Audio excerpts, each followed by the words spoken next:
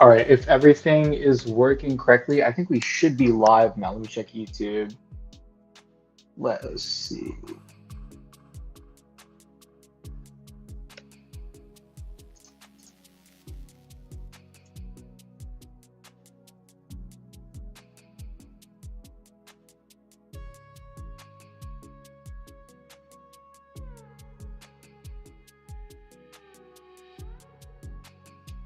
Yeah, we're up. Okay, what is up, good people?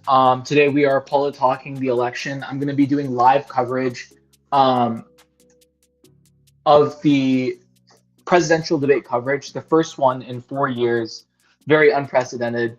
Um, this is all like pretty new, the software and stuff. So bear with me as this is the first stream that this channel has, but I'm super excited about what's in store tonight. CNN is already on. They're doing, their usual pre-debate coverage. But we'll go ahead for these first 30 minutes. We'll talk a bit about what to expect for the debate, what each candidate has to do, what would be considered a good debate for either of the candidates. So that should be fun. Maybe in the middle of the stream, there may be a few guests joining us, a couple of friends of mine, but that should be great. We'll discuss the debates, but really exciting time right now heading into proper election season in November. And we'll talk about a couple of things that we should be looking out for right now. So as the CNN stream is going on, let's talk about some of the expectations that we should have for this debate. But yeah, so obviously, debate's going to start in about 30 minutes. Let's talk a bit about what each candidate has to do. So first, you know what? Thank you for joining. Thank you for joining the stream. First stream in Politalk on the channel. Really excited to have this recorded, to have this going on. A couple of general things for what the stream is going to look like. The Politalk is meant to be an apolitical channel, meaning that we have no political views. All that I'm going to do today is talk about if the candidates have done a good job. I'm going to try my best to do that in the most neutral way possible. So it's going to be very, very fun in that regard. If there's any, if there's ever any, technical difficulties, do let me know in the chat. There's a bit of a streaming delay, so I should be able to address that if there is a technical delay, although it will be delayed itself. Okay, so without further ado, let's look at what each candidate has to do in this debate. First, starting off with Biden. So all Biden has to do right now is hold command of the stage, right? He's like an old person. The Trump campaign has done they've done a job of making Biden seem like a very old, incapable president. Biden is reaching almost 84 years now. The oldest president in U.S. history. He's 81, turning 82 in November. So if he's elected, it's absolutely unprecedented to have a president of that age. But let's not forget that Trump is also pretty old. Trump is also, 78. Yeah, he's 78, turning 79. Turning 79 next June. He actually turned 78 13 days ago. So, again, absolutely unprecedented as well to have a president of that age. Totally crazy to have, two candidates that are over 70. Whereas we thought that Reagan was an old president in the 80s. Now we have presidents that are super old. So that's going to be a key issue in this debate. A couple of formatting things for the debate. It is being moderated by CNN. The rules have not been set out by a governmental organization like debates have been in the past. The rules have been set by the CNN, the news company. So there's a few things that matter because of that. First, the debates are going to be a lot more friendly towards, getting a lot of public reaction. Although there is no audience in the debate, the CNN has made an effort to make this debate as palatable as possible for the average consumer. So what does that mean? So both candidates are going to have relatively short amount of time to respond to the prompts that the moderator gives. It's going to be substantially less than in previous debates. Um, what does that mean? So that means like, more quippy answers. On the other hand, because candidates' mics are muted whenever the other candidate is speaking, that means that Trump does not have as many opportunities as he did in the last presidential debate in 2020 to have quips to Joe Biden. So that could be something that stands out against him. Um, and a few other, key mentions on the rules. None of these questions have been vetted, so it is up to the discretion of the moderator to ask the questions. They've not been approved by a governmental body, to my knowledge. So that could be interesting to look at. But let's just look at some of the goals that Biden and Trump have or should have for this presidential debate. So right now, according to 538, on all of these maps, like the latest polls, actually, let's go ahead and look at that really quickly. It's really, really close. The race is really, really tight, and millions of Americans are going to be tuning in to watch this debate as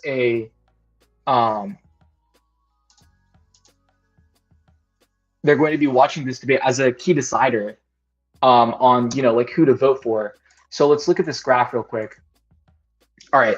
So right now, 538 has Trump ahead by 0.2%. That's like a really, really low number. So this debate has a lot to do with how the polls turn out in the next couple of days. And let's remember, this isn't like this presidential debate is going to be isolated. What does that mean? Like the next presidential debate isn't for a while. I think it's actually like in August or something. It's really, really far away. It's going to be,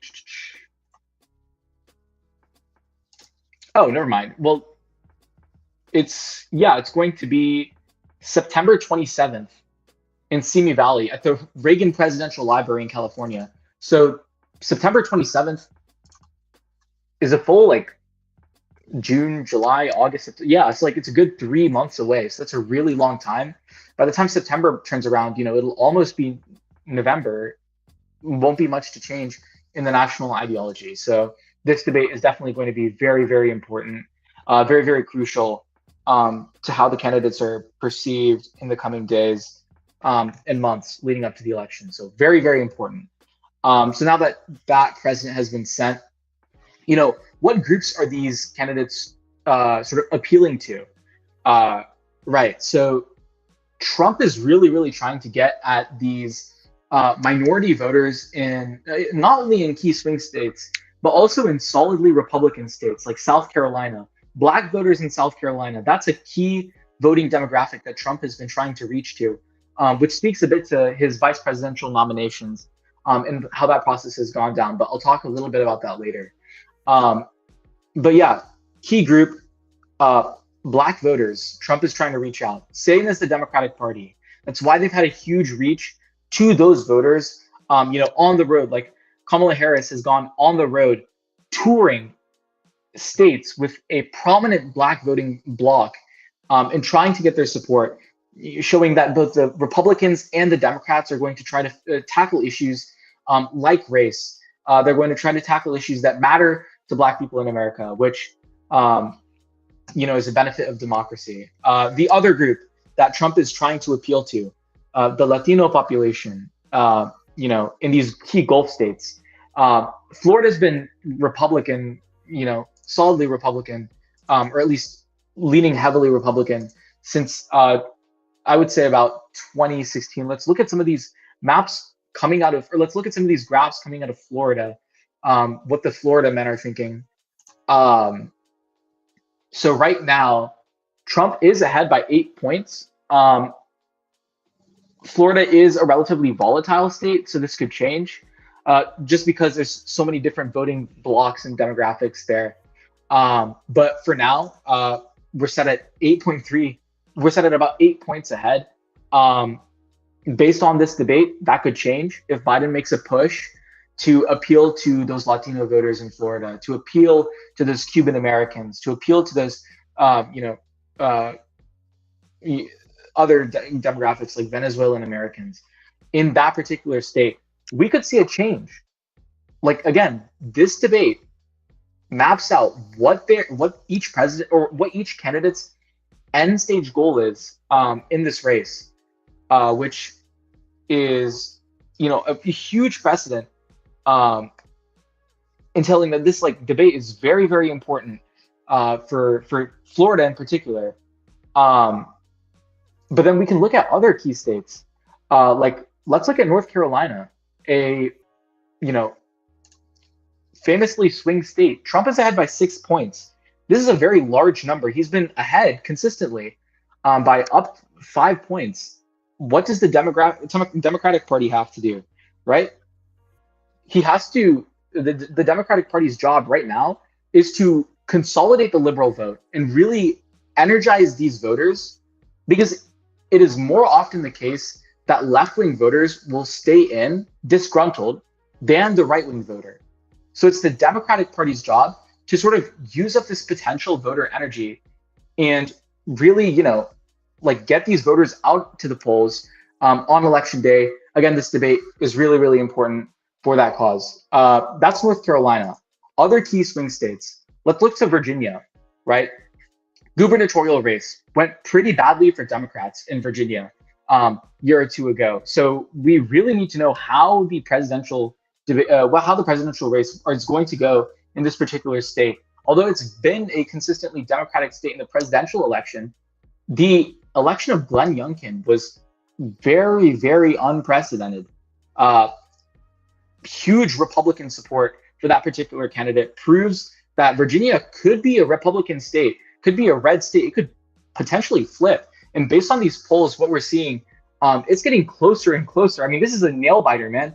Like in April, well, it's been consistently, pretty close. The high, this McLaughlin poll, sponsored by Trump, that's pretty interesting, puts Biden ahead at 4 points. This newer poll, June 1st, so about a month ago, puts Biden at 1 point above. But the lead that Trump is having in swing states is definitely a bigger lead than Biden is having in his swing states. It's true in Virginia. I mean, we only have Biden only has a 1 point lead in Virginia, whereas Trump is having 6 points, 7 points, 8 point lead in Florida. Really high lead in North Carolina. But I digress. I mean, I would argue that this debate is far more important for Biden than it is for Donald Trump. And we're going to see that in the course of this debate. By the way, sidetracking a bit, I've actually heard that I read an article about this. Biden was preparing for this presidential debate at his vacation home in Vermont. And apparently he had his personal attorney mimicking what Donald Trump would be like. I mean, that's a hell of a job for his personal attorney. Very hard to mimic Donald Trump as a debater. We just don't know what he's going to do. It's very unpredictable. I think this was a New York Times article. I'll try to find it later. And yeah. All of the news is being flooded with reports about the debate now. But I'll try to find that article later and show it to you guys. But yeah, these are really, really crazy numbers that we're seeing out of key swing states. We'll look at another one and we'll go into a bit about more strategies for what these candidates are supposed to do. Other key swing states that we're looking at: Georgia, key swing state, flipped blue in 2020, huge for the Democratic Party. The Democrats were able to mobilize the black voting bloc in Georgia, in the Atlanta metro area specifically, like never before. Georgia turned blue. Obviously, we're seeing legal battles going on in the state, and they've been going on for the past few years. But I mean, now we're seeing very, very interesting numbers coming out of Georgia. these polls largely, don't take into account the power that Atlanta has over the entire state. But these are still um, very, very substantial numbers going towards Trump consistently over the past, what is this time frame? Like half a year, we're seeing that Trump is leading by about 6 points. I mean, again, pretty crazy number. Um, it's clear that Biden has to mobilize key voting blocks uh, in this debate. So those are all the key swing states that I wanted to cover. Let's see. These popularity measures are usually pretty good too. Um, Biden doesn't have the strongest approval rating right now. Let's see. It seems to have switched over in 2021, I think largely due to inflation. Economic issues are going to be a huge battleground in this debate. I think the Trump campaign definitely wants to exploit inflation numbers. There's essentially three things that the Trump campaign wants to do in this debate. Those three things are first, primarily to portray Joe Biden as a weak leader, to show that he is, to portray that he is an old, senile man who is not able to make decisions for himself. And the Biden campaign is really going to want to fight against that and make sure that Biden has a dominant presence on the stage. The second key goal that the Trump campaign probably has right now, the economy. I mean, the economy, the economy, the economy. If the Trump campaign has their, strategy right, what they're going to want to do is say, let's look at the numbers, right? Like, let's look at how bad inflation is, and let's really make sure that Biden has to be pinned down and answer these questions. Like, why did you pass the RA? Why did you pass, spending bills when inflation is increasing that much? And Biden is going to have to defend a lot of what the Fed has done. That's going to be something that we should really be looking for in this debate. So that's the popularity that Joe Biden is facing right now. I mean, a 38% approval rating. It's not low for a president, but it's pretty low. And Biden's definitely going to want to do something about that.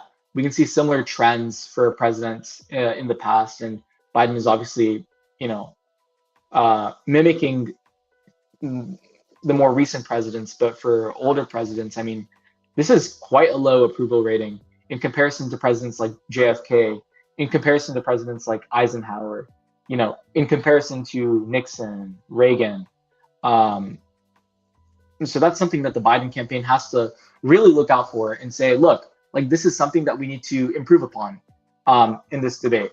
So that's approval rating for Biden. Favorability for Donald Trump. These polls are also quite good because 538 takes into account a very large amount of statistical tests and whatnot.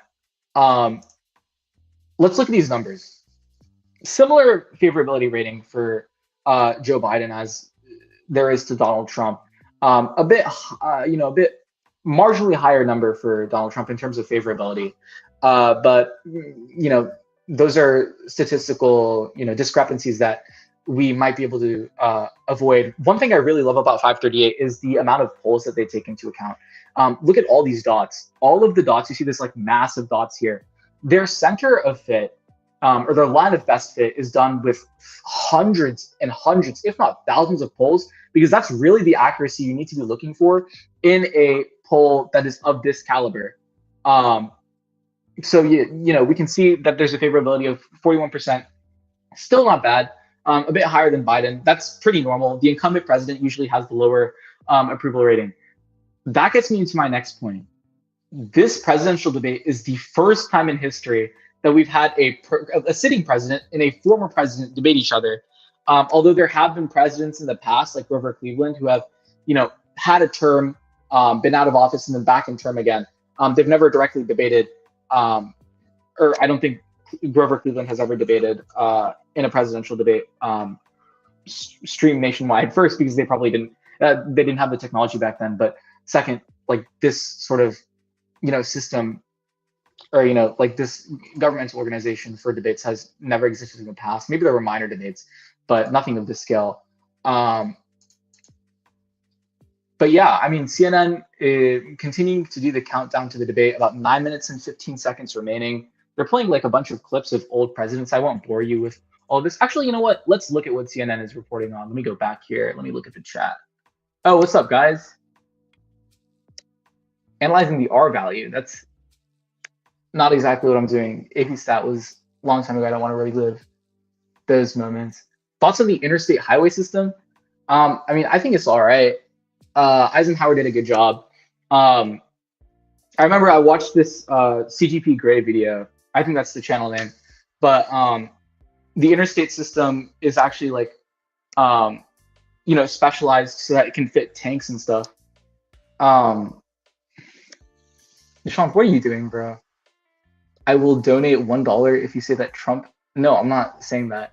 Again, this is an apolitical channel. The whole point of the Politalk is to give the middle finger to media companies and refuse the oligopoly that they have. And unfortunately, it is the case that the media has prioritized losses for other companies as opposed to having the best interest of all people at hand. I think that it is necessary for independent journalists like Johnny Harris, like Ben Shapiro, no matter how much I disagree with their views, it's necessary for small independent journalists to come up against the system and say, look, it's not your job to feed Americans information.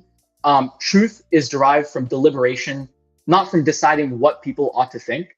I think that having checkbacks on small independent journalistic organizations, that's the best way for democracy to operate. Not having these big companies like CNN, not having these big companies like Fox, ABC, how Disney owns ABC, and all of that, having those companies decide what is best for the American people. I think that the best way to maintain a democracy is to have hundreds, if not thousands, of small journalists that relay information in an objective manner, and make the people come up with decisions by themselves. I think that's the best way to run a democracy. Don't say I'm sorry. I feel bad now. That's all right. Wait, $5? I forgot how we got to. I forgot how we got to the point about oligopolies and stuff. Let's look at what CNN is reporting on right now. Let me turn off this music. I think there's some pundits on there. The way that we're going to do this is that whenever something weird comes up, or like something worth remarking about comes up, then I will mute the stream and I will talk about it for like 5 seconds and then I'll move on, because I'm sure that there's going to be a lot of moments in this debate where I feel like offing myself. I don't want to get banned off YouTube. I don't know if we have any. Okay. All right, let's mirror this bad boy. Okay, let's see. Y'all, let me know if you can hear this. And he's not. I'm gonna look at the chat for his own re-election as well as he could have. The economy's better than people realize. The situation, can y'all hear that? The legislation that he's passed, they don't know this. And you know what? It's not your fault. It's the president's fault. When you're watching a football game and you're there and you can hear the audience, or you're watching it on TV, or you can see the refs and their calls, when you look at this and there's no audience, for a moment like that, what Trump said about Hillary Clinton, there would have been no reaction to that inside that room if there had been no audience. If there's that, if the mics are being cut off and maybe we'll still see them talking in the two shots but not actually hear them, how much of a difference do you think that'll make? Huge. It's a big deal. These rules do not help. Oh, you can hear. Okay, perfect. Let me know if it ever gets too loud or too quiet. I'm going to make sure to pause. Let's listen to what these guys are saying. Yeah, I do have chat open next to me. Thank you for letting me know, though. I have it on a sidebar. Yeah, I can see you, Nishan.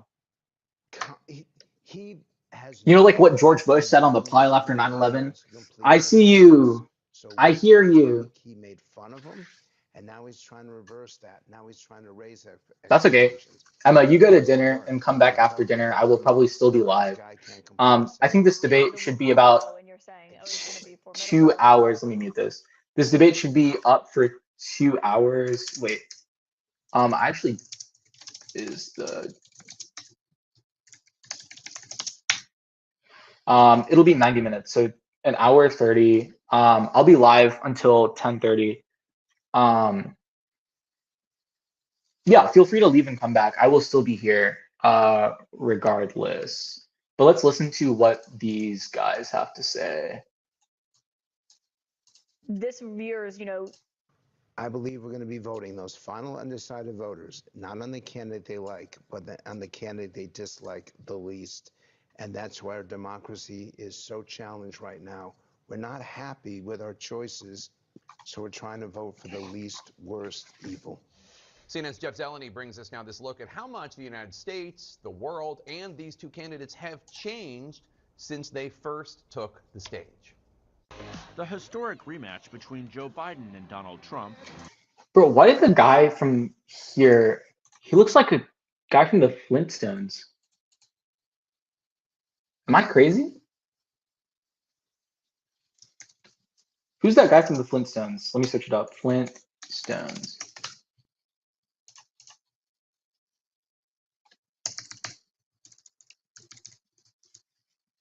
Right? I don't know if I'm...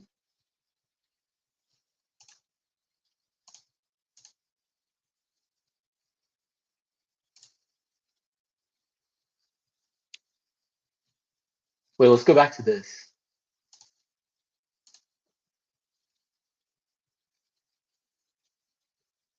Yeah. Okay, anyway. All right, what are they saying now? My God, I don't want to listen to these guys yap for like 3 minutes. Although that is like what I'm doing right now. And in TV ads. This election is between a convicted criminal who's only out for himself and a president who's... Yeah, it's kind of, I'll mute it really quickly. It's kind of crazy how much Biden has changed over the past 40 years of his godforsaken political career. And by the way, I'm going to be throwing shots at both candidates in this stream. I give love to everybody, not to one particular person. Biden used to say that, schools should not integrate.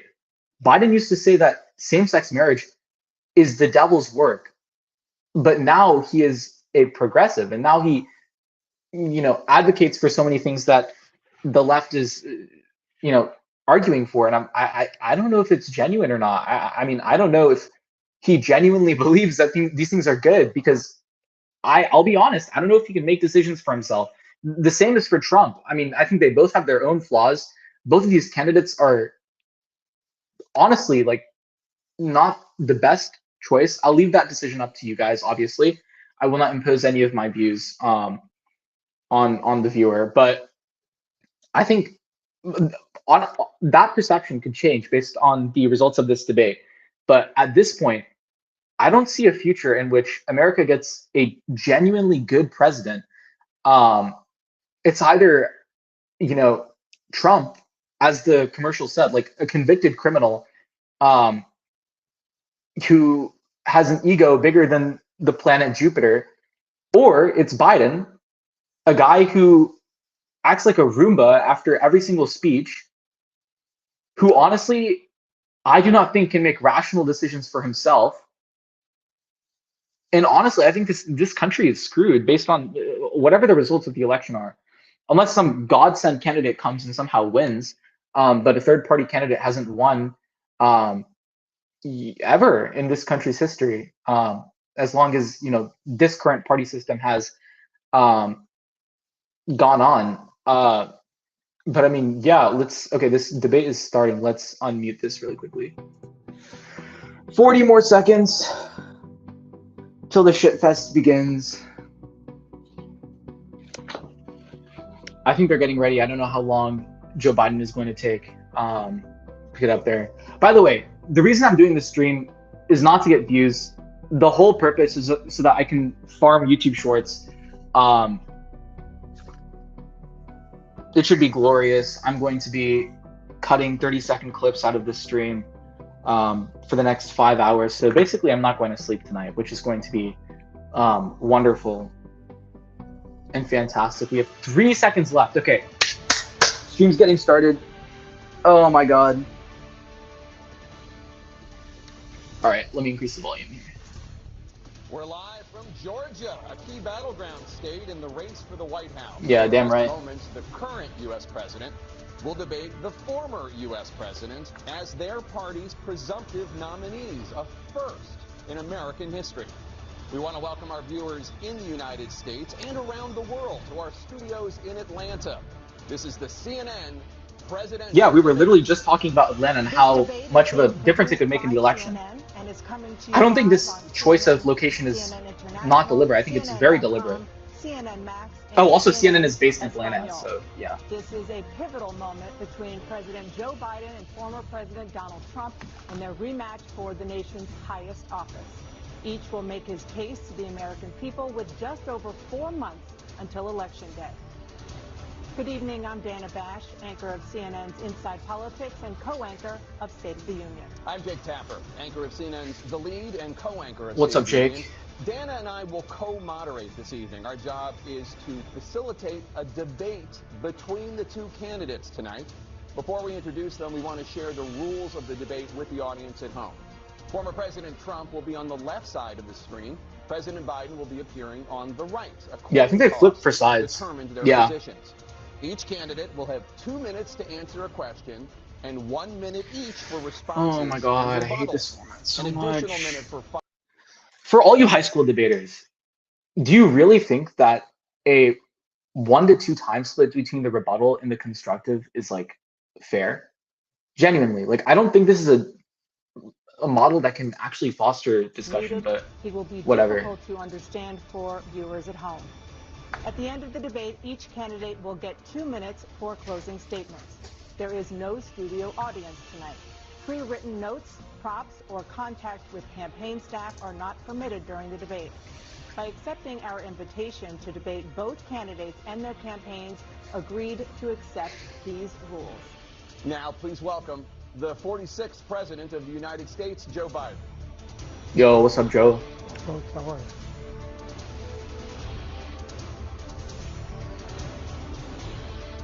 Great to be here. Thank you. And please welcome the 45th President of the United States, Donald Trump. Bro, this looks like a final boss. Like a boss fight at the end of a video game. Oh yeah, also, Gentlemen, thanks so much for being here. Let's begin the debate, and let's start with the issue that voters consistently say is their top concern, the economy. President Biden, inflation has slowed, but prices remain high. Since you took office, the price of essentials has increased. For example, a basket of groceries that cost $100 then now costs more than $120. And typical home prices have jumped more than 30%. What do you say to voters who feel they are worse off under your presidency than they were under President Trump? We got to take a look at what I was left when I became president, what Mr. Trump left me. We had an economy that was in free fall. The pandemic was so badly handled. Many people were dying. All he said was, it's not that serious. Just inject a little bleach in your arm. You'll be all right. The economy collapsed. There were no jobs. Unemployment rate rose to 15%. It was terrible. And so what we had to do is try to put things back together again. And that's exactly what we began to do. We created 15,000 new jobs. We brought out the position where we have 800,000 new manufacturing jobs. But there's more to be done. There's more to be done. Working class people are still in trouble. I come from Scranton, Pennsylvania. I come of a household where the kitchen table, if the things weren't able to be met during the month, it was a problem. Price of eggs, the price of gas, the price of housing, the price of a whole range of things. That's why I'm working so hard to make sure I deal with those problems. And we're going to make sure that we reduce the price of housing. We're going to make sure we build 2 million new units. We're going to make sure we cap rents so corporate greed can't take over. The combination, what I was left with in corporate greed, is the reason why we're in this problem right now. In addition to that, we're in a situation where if you take a look at all that was done in his administration, he didn't do much at all. By the time he left, things were in chaos, literally chaos. And so we put things back together. We created, I said, those jobs. We make sure we had a situation where we brought down the price of prescription drugs, which is a major issue for many people, to $15 for an insulin shot as opposed to $400. No senior has to pay more than $200 for any drug, all the drugs they can include beginning next year. And the situation is we're going to make that available to everybody, to all Americans. So we're working to bring down the price around the kitchen table, and that's what we're going to get done. Thank you. President Trump? Yeah, that's a solid We have the push. greatest economy in the history of our country. We have never done so well. Everybody was amazed by it. Other countries were copying us. We got hit with COVID. And when we did, we spent the money necessary so we wouldn't end up in a Great Depression, the likes of which we had in 1929. By the time we finished, so we did a great job. We got a lot of credit for the economy, a lot of credit for the military, and no wars, and so many other things. Everything was rocking good. But the thing we never got the credit for, and we should have, is getting us out of that COVID mess. He created mandates that was a disaster for our country. But other than that, we had given them back a country where the stock market actually was higher than pre-COVID, and nobody thought that was even possible. The only jobs he created are for illegal immigrants and bounce-back jobs, a bounce-back Yeah, from it's the COVID. immigration He stuff. has not done a good job. He's done a poor job, and inflation's killing our country. It is absolutely killing us. Thank you. President Biden? Well, look, the greatest economy in the world, he's the only one who thinks that, I think. I don't know anybody else who thinks that we have the greatest economy in the world. And, you know, the fact of the matter is that we find ourselves in a situation where his economy, he rewarded the wealthy. He had the largest tax cut in American history, $2 trillion. He raised a deficit larger than any president has in any one term. He's the only president other than Herbert Hoover who's lost more jobs than he had when he began, since Herbert Hoover. The idea that he did something that was significant. And the military, you know, when he was president, they were still killing people in Afghanistan. He didn't do anything about that. When he was president, we were still found ourselves in a position where you had a notion that we were this safe country.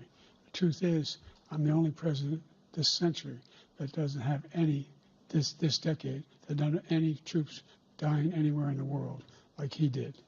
I think Trump's probably going to go after Trump, I want to the withdrawal in follow up if Afghanistan. you Am I want allowed to respond to him? Well, I'm going to ask you a follow-up. You can do whatever you want with the minute that we give you. I want to follow up. You want to impose a 10% tariff on all goods coming into the U.S. How will you ensure that that doesn't drive prices even higher? It's not going to drive them higher. It's just going to cause countries that have been ripping us off for years, like China and many others, in all fairness to China. It's going to just force them to pay us a lot of money, reduce our deficit tremendously, and give us a lot of power for other things. But he made a statement. The only thing he was right about is I gave you the largest tax cut in history. I also gave you the largest regulation cut in history. That's why we had all the jobs. And the jobs went down, and then they bounced back, and he's taking credit for bounce-back jobs. You can't do that. He also said he inherited 9% inflation. No, he inherited almost no inflation, and it stayed that way for 14 months. And then it blew up under his leadership because they spent money like a bunch of people that didn't know what they were doing. Okay, let's talk about this. No, like it's true that jobs do follow a boom and bust cycle, but so does every single other aspect of the economy. Like executive decisions do have an effect, and I'll go back to this really quick because I know this is the main substance of the stream. But executive actions do matter for boom and bust cycles, but even presidents cannot take credit for economies that go through natural cycles. That's like basic economics. But we'll go back. The national debt soared to record highs. And according to a new nonpartisan analysis, President Trump, your administration approved $8.4 trillion in new debt. Well, so far, President Biden, you've approved $4.3 trillion in new debt. So, former President Trump, many of the tax cuts that you signed into law are set to expire next year. You want to extend them and go even further, you say. With the U.S. facing trillion-dollar deficits and record debt, why should top earners and corporations pay even less in taxes than they do now? Because the tax cuts spurred the greatest economy that we've ever seen just prior to COVID. And even after COVID, it was so strong that we were able to get through COVID much better than just about any other country. But we spurred, that tax spurred. Now, when we cut the taxes, as an example, the corporate tax was cut down to 21% from 39%, plus beyond that.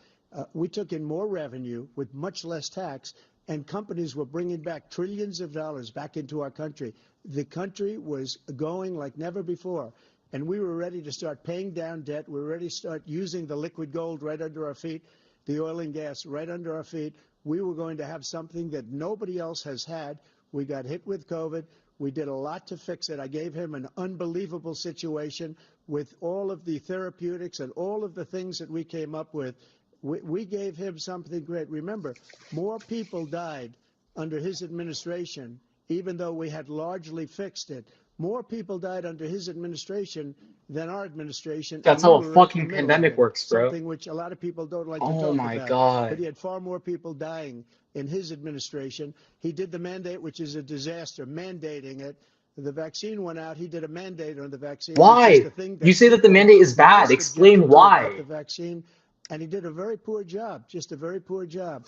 And I will tell you, not only poor there, but throughout the entire world, we're no longer respected as a country. They don't respect our leadership. They don't respect the United States anymore. We're like a third world nation between weaponization of his election, trying to go after his political opponent, all of the things he's done. We've become like a third world nation, and it's a shame. The damage he's done to our country.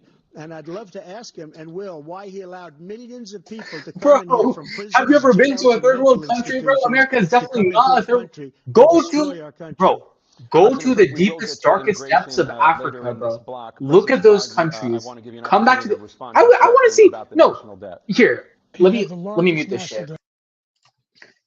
I'll let you talk, Joe, because I know that nothing you say will matter anyway.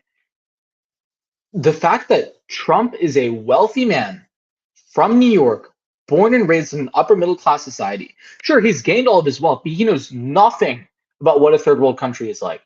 America is not a third world country. Don't let this guy fearmonger you. I'm sure Biden is going to do something of the same. Either one of those numbers. They've raised $500 Jesus billion, I should say, in a 10-year period. We'd be able to wipe out his debt. We'd be able to help make sure that all those things we need to do, child care, elder care, making sure that we continue to strengthen our healthcare system, making sure that we're able to make every single solitary person eligible for what I've been able to do with the COVID, with dealing with everything we have to do with, look, if we finally beat Medicare. Thank you, President Biden. President Trump? Well, he's right. He did beat Medicare. He beat it to death, and he's destroying Medicare because all of these people are coming in. They're putting them on Medicare. They're putting them on Social Security. They're going to destroy Social Security. This man is going to single-handedly destroy Social Security. These millions and millions of people coming in, they're trying to put them on Social Security. He will wipe out Social Security. He will wipe out Medicare. So he was right in the way he finished that sentence. And it's a shame. What's happened to our country in the last 4 years is not to be believed. Foreign countries, I'm friends with a lot of people, they cannot believe what happened to the United States of America. We're no longer respected. They don't like us. We give them everything they want, and they think we're stupid. They think we're very stupid people. What we're doing for other countries, and they do nothing for us. What this man has done is absolutely criminal. Thank you, President Trump. Jana? This is the first presidential election since the Supreme Court overturned Roe v. Wade. This morning, abortion is also the very court important. ruled on yet another abortion case, temporarily allowing emergency abortions to continue in Idaho, despite that state's restrictive ban. Former President Trump, you take credit for the decision to overturn Roe v. Wade, which returned the issue of abortion to the states. Correct. However, the federal government still plays a role in whether or not women have access to abortion pills. They're used in about 2/3 of all abortions. As president, would you block abortion medication? First of all, the Supreme Court just approved the abortion bill, and I agree with their decision to have done that, and I will not block it.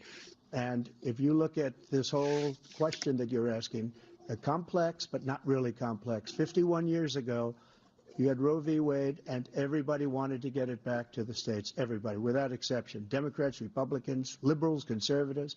Everybody wanted it back. Religious leaders. And what I did is I put 3 great Supreme Court justices on the court, and they happened to vote in favor of killing Roe v. Wade and moving it back to the states. This is something that everybody wanted.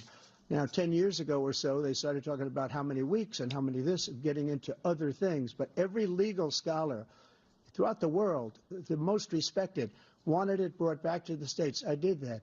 Now the states are working it out. If you look at Ohio, it was a decision that was an end result that was a little bit more liberal than you would have thought. Kansas, I would say the same thing. Texas is different. Florida is different. But they're all making their own decisions right now. And right now, the states control it. That's the vote of the people. Like Ronald Reagan, I believe in the exceptions. I am a person that believes. And frankly, I think it's important to believe in the exceptions. Some people, you have to follow your heart. Some people don't believe in that. But I believe in the exceptions for rape, incest, and the life of the mother. I think it's very important. Some people don't. Follow your heart. But You have to get elected also, and because that has to do with other things. You got to get elected. The problem they have is they're radical because they will take the life of a child in the 8th month, the 9th month, and even after birth. After birth, if you look at the former governor of Virginia, he was willing to do this. He said, we'll put the baby aside and we'll determine what we do with the baby, meaning we'll kill the baby. What happened is we brought it back to the states, and the country is now coming together on this issue. It's been a great thing. Thank you. President Biden. Yeah, that's an interesting It's take. terrible. Not no abortion, but it's The like the fact is states' that the rights. vast majority of constitutional scholars So supported that's Roe pretty when it was expected. decided. Supported Roe. And that's this idea that they're all against it is just ridiculous. And this is the guy who says the state should be able to have it. We're in a state where in 6 weeks, you don't even know whether you're pregnant or not, but you cannot see a doctor, and have him decide on what your circumstances are, whether you need help. The idea that states are able to do this is a little like saying we're going to turn civil rights back to the states. Let each state have a different rule. Look, there's so many young women. Yeah, bro. I was about to say, like, the way that Trump is phrasing this, like, whether or not it's a comparable issue is up for debate, but like saying that abortion should be up to the states and that the country is reaching a universal decision is a lot like in 1850s America, where we were like um, popular sovereignty and deciding, whether states or not should, accept slavery or not. And they But try to arrest them when they cross state lines. Thank you. There have been many young women murdered by the same people he allows to come across our border. We have a border that's the most dangerous place anywhere in the world, considered the most dangerous place anywhere in the world. And he opened it up, and these killers are coming into our country, and they are raping and killing women. how And it's a how do you terrible go thing. from As far abortion as to the abortion immigration is in concerned, 1 it is now second? This back is to the the states. problem. The states are voting. In many cases, it's frankly a very liberal decision. In many cases, it's the opposite. But they're voting, and it's bringing it back to the vote of the people, which is what everybody wanted, including the founders, if they knew about this issue, which, frankly, they didn't. But they would have. Everybody wanted brought back. Ronald Reagan wanted it brought back. He wasn't able to get it. Everybody wanted it brought back, and many presidents had tried to get it back. I was the one to do it. And again, this gives it the vote of the people, and that's where they wanted it. Every legal scholar wanted it that way. Staying on the topic of abortion, President Biden, 7 states, I'll let you do that. This is the same topic. 7 states have no legal restrictions on how far into a pregnancy a woman can obtain an abortion. Do you support any legal limits on how late a woman should be able to terminate a pregnancy? I supported Roe v. Wade, which had 3 trimesters. The first time is between the woman and the doctor. Second time is between the doctor and an extreme situation. The third time is between the doctor, between the woman and the state. The idea that the politicians, that the founders wanted the politicians to be the ones making decisions about women's health is ridiculous. That's the last. No politician should be making that decision. A doctor should be making those decisions. That's how it should be run. That's what you're going to do. And if I'm elected, I'm going to restore Roe v. Wade. So that means he can take the Bro, life who of is the this baby in the dumbass 9th in the month chat, bro? and even after birth.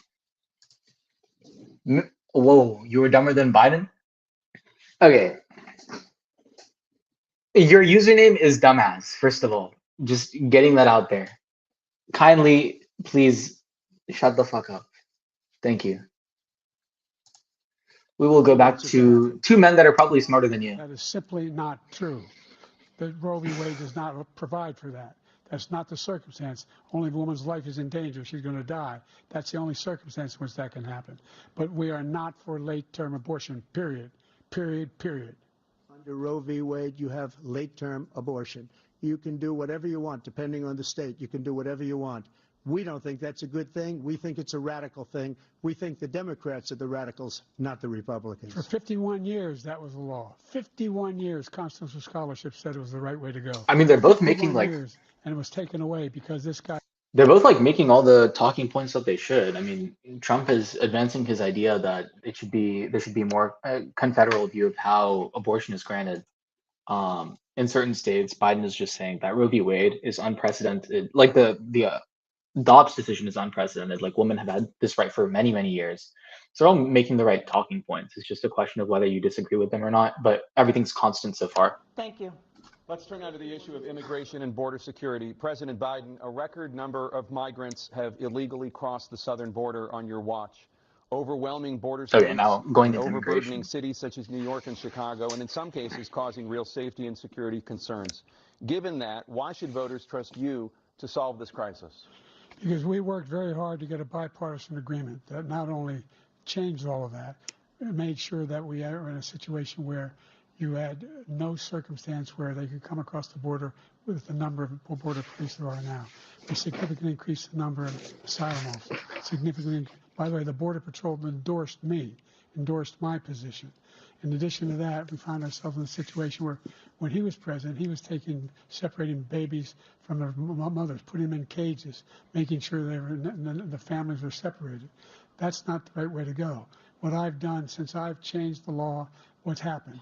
I've changed it in a way that now you're in a situation where there are 40% fewer people coming across the border illegally. That's better than when he left office. And I'm going to continue to move until we get the total ban on the total initiative relative to what we can do with more Border Patrol and more asylum officers. President Trump? I really don't know what he said at the end of that sentence. I don't think he knows what he said either. Yeah, that's kind of true. We I have the don't know safest what border in he's. the history of our country. The border, all he had to do was leave it. All he had to do was leave it. He decided to open up our border, open up our country to people that are from prisons, people that are from mental institutions, insane asylum, terrorists. We have the largest number of terrorists coming into our country right now, all terrorists, all over the world, not just in South America, all over the world. They come from the Middle East, everywhere. All over the world, they're pouring in. And this guy just left it open. And he didn't need legislation because I didn't have legislation. I said, close the border. We had the safest border in history. In that final couple of months of my presidency, we had, according to Border Patrol, who is great, and by the way, who endorsed me for president, but I won't say that, but they endorsed me for president. Brandon, just speak to him.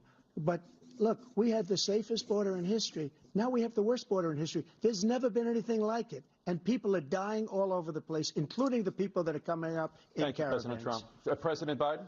The only terrorist who's done anything across the border is one who came along and killed three, and his administration, killed an Al-Qaeda person come in his administration, killed three American soldiers. That's the only terrorist that's there. I'm not saying that no terrorist ever got through, but the idea they're emptying their prisons, we're welcoming these people, that's simply not true. There's no data to support what he said. Once again, he's exaggerating, he's lying. President Trump, staying on the topic of immigration, you've said that you're going to carry out, quote, the largest domestic deportation operation in American history, unquote. Does that mean that you will deport every undocumented immigrant in America, including those who have jobs, including those whose spouses are citizens, and including those who have lived here for decades? And if so, how will you do it? Just 1 second. He said we killed three people. The people we killed are al-Baghdadi and Soleimani, the two greatest terrorists, biggest terrorists anywhere in the world. Al-Baghdadi. Huge impact on everything, not just border, on everything. He's the one that killed people with the bad water, including hundreds of thousands of people dying, and also killing our citizens when they come in. We are living right now in a rat's nest. They're killing our people in New York, in California, in every state in the union, because we don't have borders anymore. Every state is now a border. And because of his ridiculous, insane, and very stupid policies, people are coming in and they're killing our citizens at a level that we've never seen. We call it migrant crime. I call it Biden migrant crime. They're killing our citizens at a level that we've never seen before. And you're reading it like these three incredible young girls over the last few days. One of them, I just spoke to the mother, and they just had the funeral for this girl, 12 years old. This is horrible what's taken place. What's taken place in our country, we're literally an uncivilized country now. He doesn't want it to be. He just doesn't know. He opened the borders. Nobody's ever seen anything like. And we have to get a lot of these people out, and we have to get them out fast because they're going to destroy our country. Just take a look at where they're living. They're living in luxury hotels in New York City and other places. Our veterans are on the street. They're dying because he doesn't care about our veterans. He doesn't care. He doesn't like the military at all, and he doesn't care about our veterans. Nobody been worse.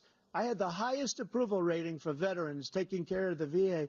He has the worst. He's gotten rid of all the things that I approved, choice that I got through Congress, all of the different things I approved, they abandoned. We had by far the highest, and now it's down in less than half because he's done all these great things that we did, and I think he did it just because I approved it, which is crazy. But he has killed so many people at our border by allowing all of these people to come in. And it's a very sad day in America. President Biden, you have the mic. Every single thing he said is a lie. Every single one. For example, veterans are a hell of a lot better off since I passed the PACT Act. 1 million of them now have insurance, and their families have it. Their families have it because what happened, whether it was Agent Orange or burn pits, they're all being covered now. And his group opposed that. We're also in a situation where we have great respect for veterans. My son spent a year in Iraq, living right next to one of those burn pits, came back with stage 4 glioblastoma. I was recently in France for D-Day, and I spoke all about those heroes that died. I went to the World War I cemetery he refused to go to. He was standing with his 4-star general, and he told me, he said, I don't want to go in there because they're a bunch of losers and suckers. My son was not a loser, was not a sucker. You're the sucker. You're the loser. President Trump?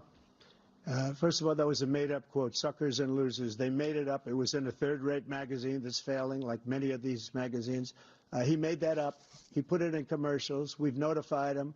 We had 19 people that said I didn't say it. And think of this. Who would say I'm at a cemetery or I'm talking about our veterans? Because nobody's taken better care. I'm so glad this came up, and he brought it up. There's nobody that's taken better care of our soldiers than I have.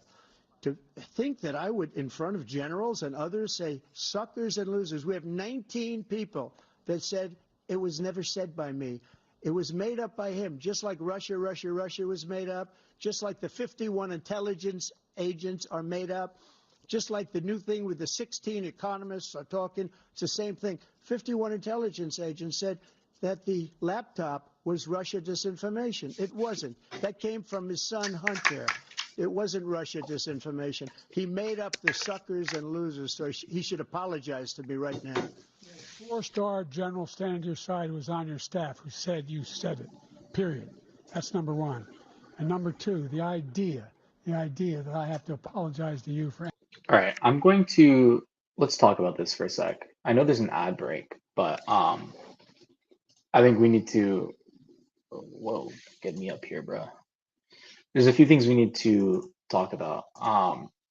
This entire debate, as I thought it was going to be, is akin to a kindergarten fight.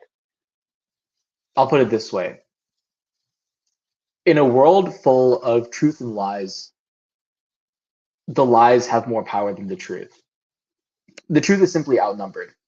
You can see that every single one of these candidates' responses, Biden and Trump, they're just saying, oh, you lied, you lied, you lied. The nature of this debate is such that the viewer is unable to determine if that is true for themselves. The moderator does not do any fact checking, right? There's no, fact check infographic on the top right corner. So whoever gets the last word will inevitably win because they can simply contradict whatever the other person is saying, which is unfortunate because then we don't get a critical debate. All we get is just, oh, you lied because of X arbitrary reason. The other person gets up, says, oh, you lied because of Y arbitrary reason. And I think that's unfortunately a trend we're going to see in this debate. Although I think this is significantly better than 2020 because of the controlled timings, because of the substantive responses, because of the, professional manner, relatively professional manner of the moderators thus far. So let me go back. Let's keep watching. You mentioned, and so he's got no love lost, but he should have fired those generals. No general got fired for the most embarrassing moment in the history of our country, Afghanistan, where we left billions of dollars of equipment behind. We lost 13 beautiful soldiers, and 38 soldiers were obliterated. And by the way, we left people behind, too. We left American citizens behind. When Putin saw that, he said, you know what? I think we're going to go in and maybe take this was his dream. I talked to him about it, his dream. The difference is he never would have invaded Ukraine, never.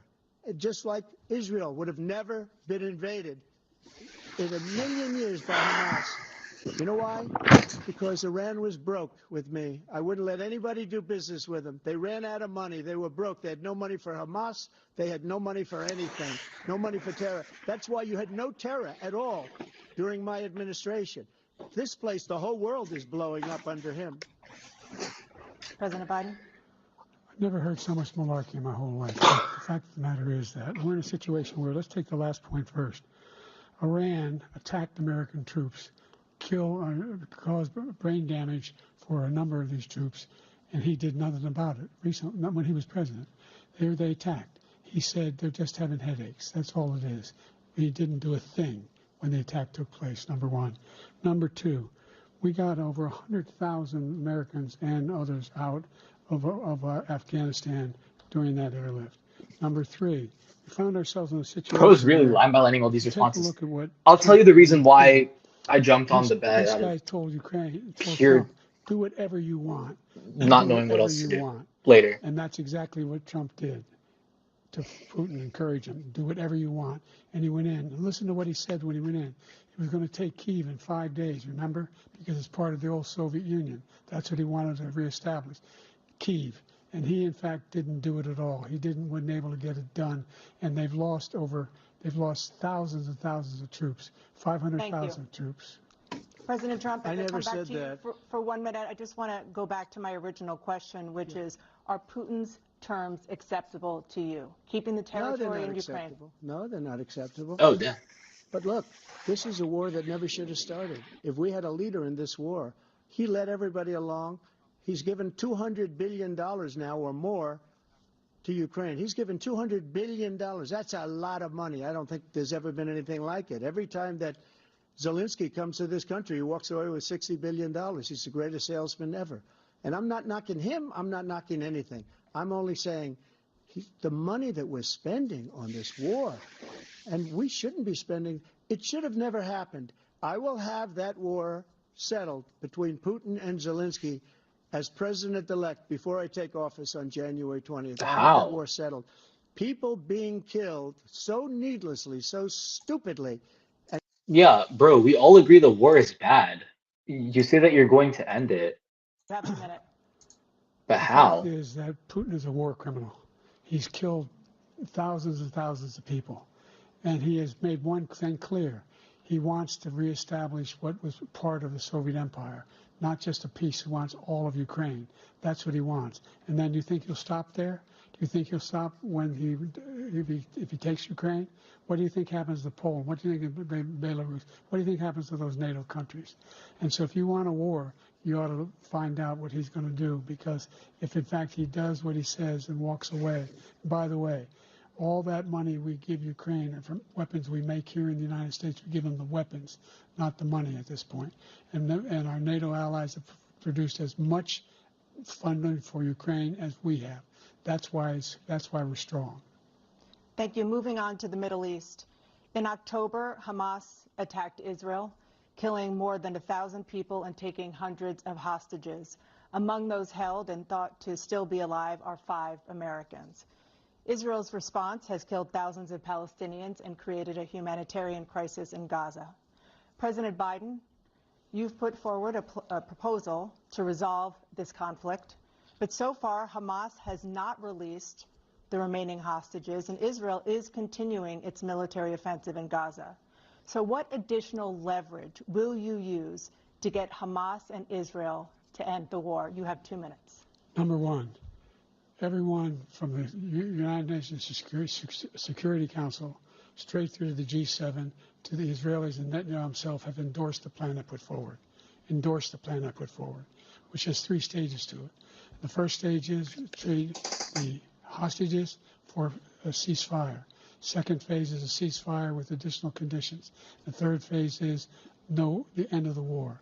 The only one who wants the war to continue is Hamas. Number one. They're the only ones standing out. Bibi definitely wants the war to continue. To get them to accept. In the meantime, what's happening political leverage for in him. Israel, we're finding that the only thing I've denied Israel was 2,000-pound bombs. They don't work very well in populated areas. They kill a lot of innocent people. We're providing Israel with all the weapons they need and when they need them. And by the way, I'm the guy that organized the world against Iran when they had a full-blown intercontinental ballistic missile attack on Israel. No one was hurt. No one Israeli was accidentally killed, and it just stopped. We saved Israel. We are the biggest producer of support for Israel of anyone in the world. And so there are two different things. Hamas cannot be allowed to be continued. We continue to send our experts and our intelligence people as to how they can get Hamas like we did bin Laden. You don't have to do it. And by the way, they've been greatly weakened, Hamas, greatly weakened, and they should be. They should be eliminated. But you've got to be careful for what using certain weapons among population centers. Just going back to Ukraine for 1 second. We have an ocean separating us.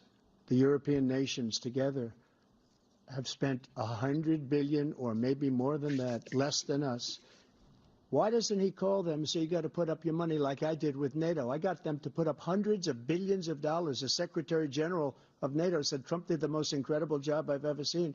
They wouldn't have any. They were going out of business. We were spending almost 100% of the money was paid by us. He didn't do that. He's getting all. You got to ask these people to put up the money. We're over $100 billion more spent, and it has a bigger impact on them because of location, because we have an ocean in between. You got to ask them. As far as Israel and Hamas, Israel's the one that wants to go. He said the only one that wants to keep going is Hamas. Actually, Israel is the one, and you should let him go and let him finish the job. He doesn't want to do it. He's become like a Palestinian, but they don't like him because he's a very bad Palestinian. He's a weak one. President This is Biden, very you have a minute? interesting. I've never heard so much foolishness. This is a guy who wants to get out of NATO. Are you going to stay in NATO? He's going to pull out of NATO. The idea that we have, our strength lies in our alliances as well. It may be a big ocean, but we're ever able to avoid a war in Europe, a major war in Europe? What happens if, in fact, you have Putin continue to go into NATO?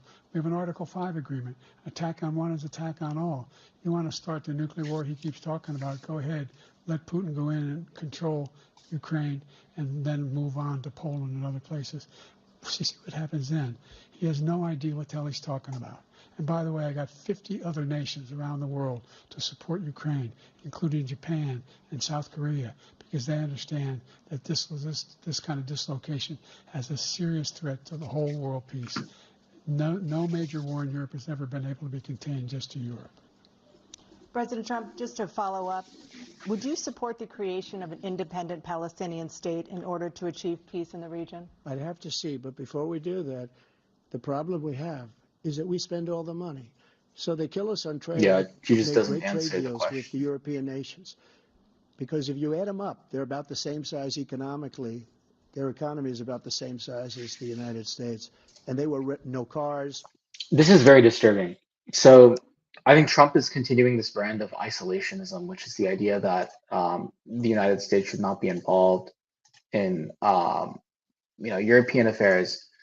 Why is this doing that? Okay, which is that the idea that the United States should not be involved in global affairs. The problem is that if we're not involved, then Russia has an easier time taking over. The answer now is not to push out Europe and say, hey, if you don't fund military activities, then we won't participate. No, the U.S.'s job is to act as a stable democratic leader and a bastion of democracy and help support Ukraine. But I think that might be what Biden is saying. Let's see. January 6, 2021, after you rallied your supporters that day, some of them stormed the Capitol to stop the constitutionally mandated counting of electoral votes. As president, you swore an oath to, quote, preserve, protect, and defend, unquote, the Constitution.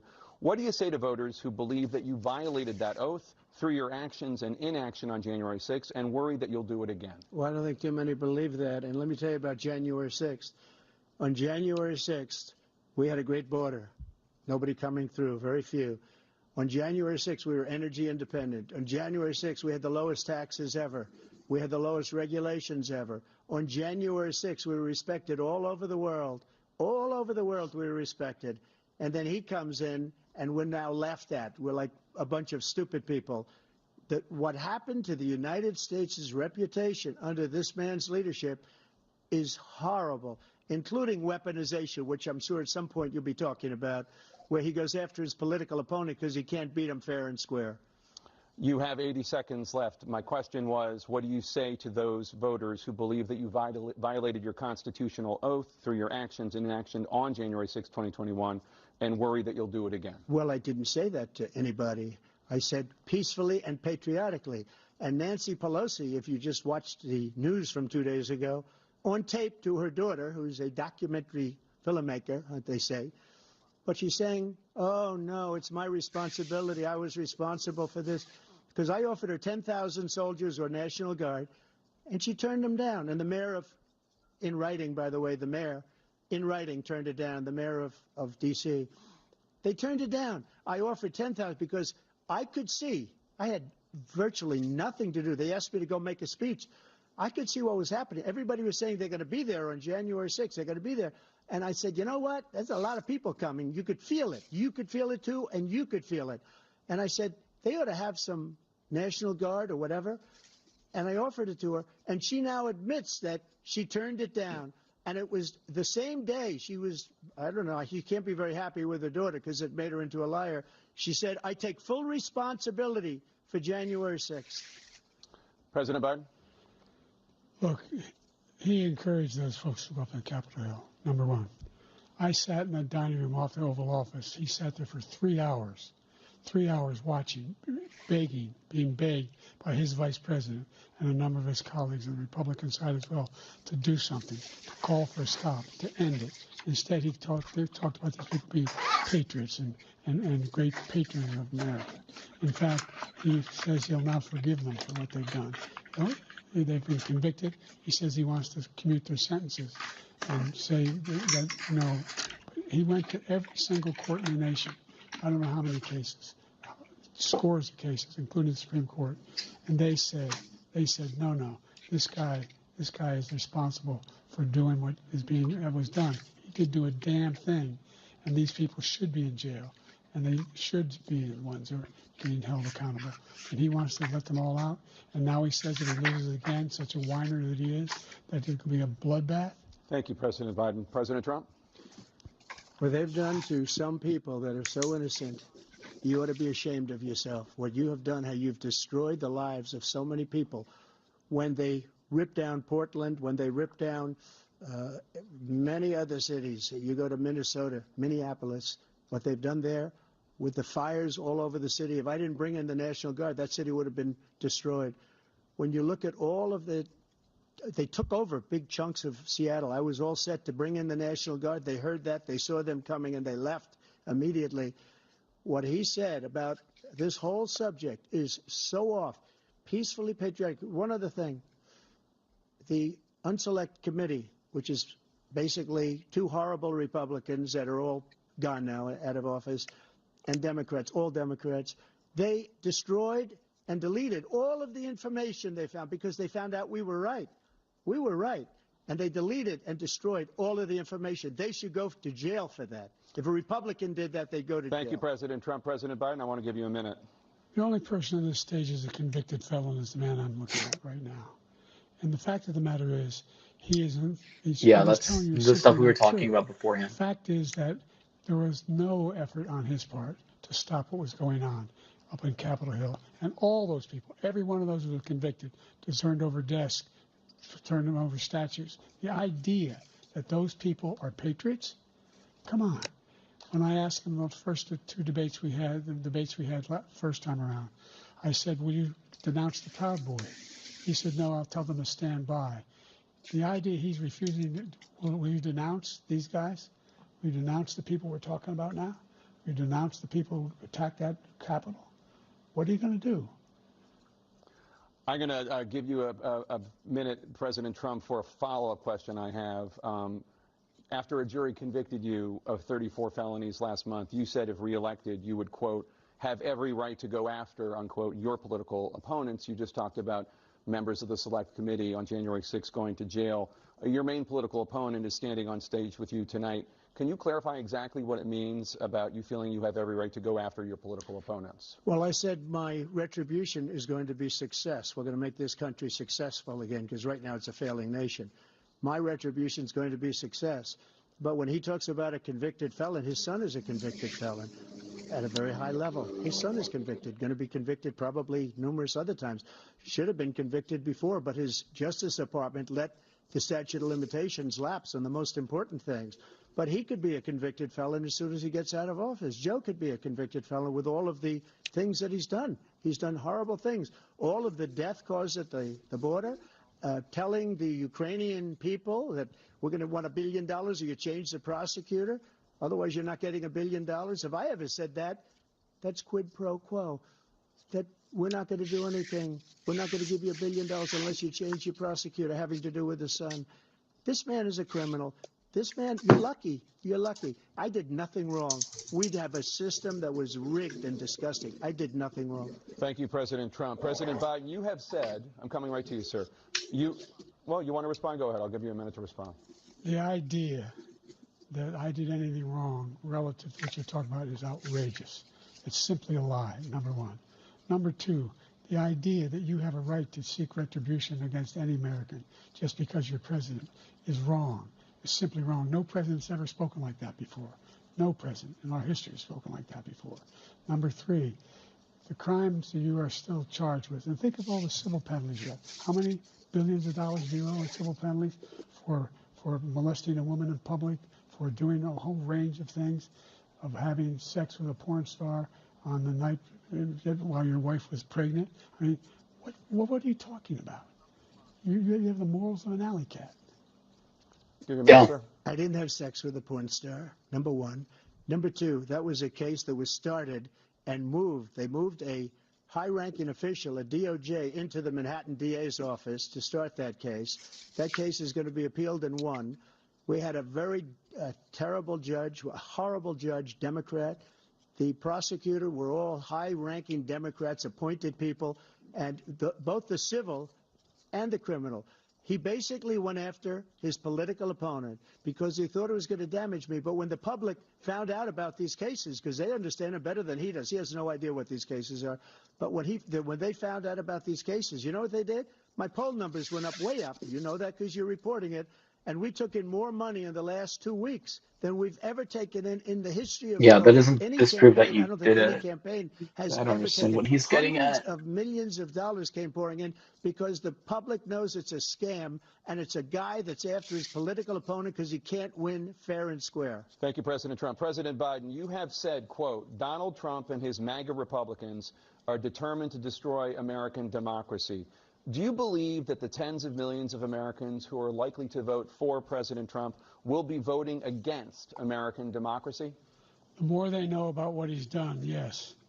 The more they know about what he's done. And there's a lot more coming. He's got a lot of cases down the road coming around. He's got a whole range of issues he has to face. I don't know what the juries will do, but I do know he has a real problem. And so the fact that, could you ever think you heard any president say that I'm going to seek retribution? Do you ever hear any president say that I thought Hitler had some good ideas? What got me involved to run in the first place after my son had died, I decided in Iraq, because of Iraq, I said I wasn't going to run again until I saw what happened in Charlottesville, Virginia. People coming out of the woods carrying swastikas on torches, and singing the same anti-Semitic bile they sang when back in Germany. And the young woman I spoke to the mother, and they asked him. They said, "What do you think of those people? The ones who got killed, the one who tried to stop it, and the ones," he said, "I think they're fine people on both sides." What American president would ever say Nazis coming out of fields carrying torches, singing the same anti-Semitic bile, carrying swastikas were fine people? This is the guy who says Hitler's done some good things. I'd like to know what they are. Good things Hitler's done, that's what he said. This guy has no sense of American democracy. President Trump. Jake, both of you know that story has been totally wiped out because when you see the sentence, it said 100% exoneration on that. So he just keeps it going. He says he ran because of Charlottesville. He didn't run because of Charlottesville. He ran because it was his last chance. He's not equipped to be president. You know it, and I know it. It's ridiculous. We have a debate. We're trying to justify his presidency. His presidency, he's without question the worst presidency in the history of our country. We shouldn't be having a debate about it. There's nothing to debate.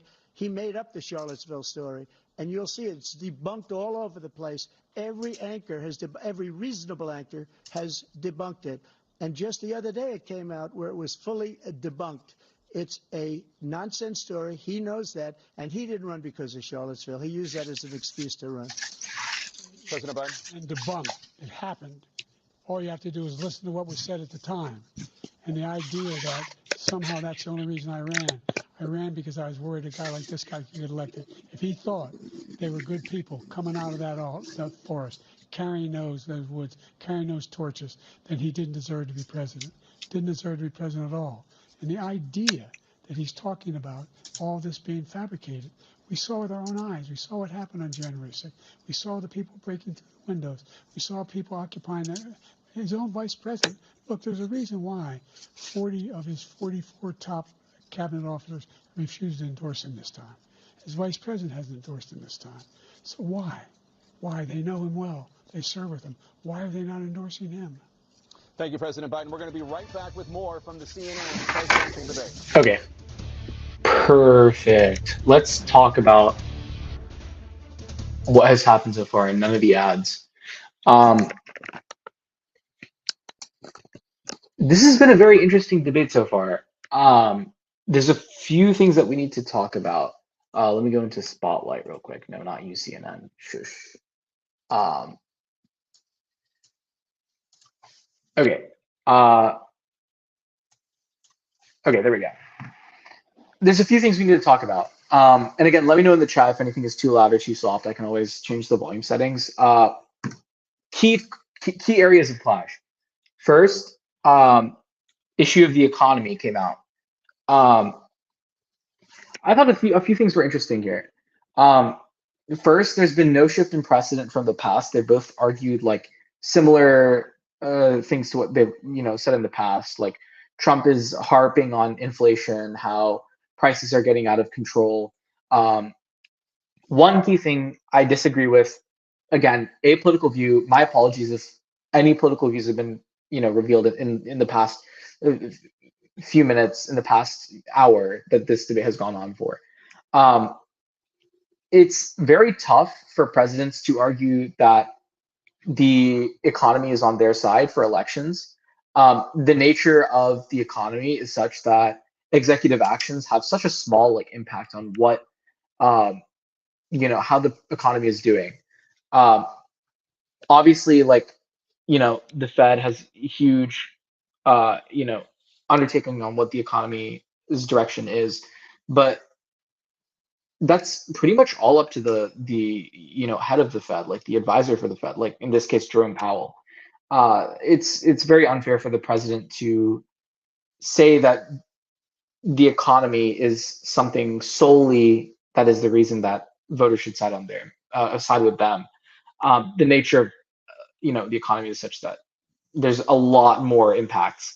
There's a lot more causes for why an economy is good versus why an economy is bad. That's the economy sort of situation. Trump is saying that there's a lot of inflation. Biden is saying that no, A, we inherited this economy from you. B, we've made substantial progress in job growth, substantial progress, in stock prices. So that no breaks in the past there. Then they get into issues of foreign policy, specifically like Ukraine, Israel, Palestine. This is all expected questions. Nothing has been, super amok from the commentators, so props to them. But we talk about Ukraine and Palestine, and a few things that are interesting here. First, in the case of Ukraine, Biden is arguing that the United States should remain as this democratic bastion. We should support Ukraine, send them weapons, whatever they need to fight against Russia, because any interest that is Ukrainian is an interest that America has at this moment in time. Trump, rather than saying that we ought not support Ukraine, I think Trump is taking the stance that no, the reason that we shouldn't support Ukraine is not that it's an issue of economic concern to the U.S., although that might be a majority, of the reason. He's saying that I think my connection might have gone back. We're getting back to the debate, but he's also saying that, look, like Europe also has to pay its fair share. That's the same argument he's made with NATO, all of that. Uh, some things to look out for in the future, key aspects that have not been addressed. The rise of the far right in Europe, I think that's one thing that might come up in this election, why Trump might be different from Le Pen um, in France and other far right parties in Poland and Hungary. So that's just one topic area to look for, but we'll debrief more after the debate in 30 minutes. So let me unmute this. What do you say to black voters who are disappointed that you haven't made more progress? They acknowledge they made a lot of progress, number one. The fact of the matter is there's more small black businesses that have been started than any time in history. Number two, the wages of black unemployment is the lowest level it's been in a long, long time. Number three, we're trying to provide housing for black Americans and dealing with the segregation that exists among these corporations that collude to keep people out of their houses. And in addition to that, we find that the impact on the choice that black families have to make relative to child care is incredibly difficult. When we did the first major piece of legislation in the past, I was able to reduce black child care costs. I cut them in half. We got to make sure we provide for child care costs. We got to make sure, because when you provide those child care protections, you increase economic growth because more people can be in the job market. So there's more to be done, considerably more to be done. But we've done a great deal so far, and I'm not letting up, and they know it. You have 49 seconds left. What do you say to black voters who are disappointed with the progress so far? I say I don't blame them for being disappointed. Inflation is still hurting them badly.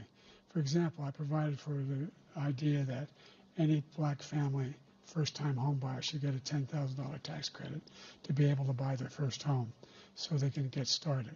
I made sure that we're in a situation where all those black families and those black individuals who had to take out student loans that were ballooning, that if they were engaged in nursing, doctor, and anything having to do with volunteerism, if they paid their bills for 10 years on their student debt, all the rest was forgiven after 10 years.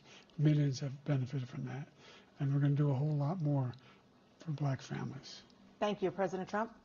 And he caused the inflation. He's blaming inflation, and he's right, it's been very bad. He caused the inflation, and it's killing black families and Hispanic families and just about everybody. It's killing people. They can't buy groceries anymore. They can't. You look at the cost of food where it's doubled and tripled and quadrupled. They can't live. They're not living anymore. He caused this inflation. I gave him a country with essentially no inflation. It was perfect. It was so good. All he had to do is leave it alone. He destroyed it with his Green New scam and all this money that's being thrown out the window. He caused inflation. As sure as you're sitting there, the fact is that his big kill on the black people is the millions of people that he's allowed to come in through the border. They're taking black jobs now, and it could be 18, it could be 19, and even 20 million people. They're taking black jobs, and they're taking Hispanic jobs, and you haven't seen it yet, but you're going to see something that's going to be the worst in our history. Thank you. President Biden?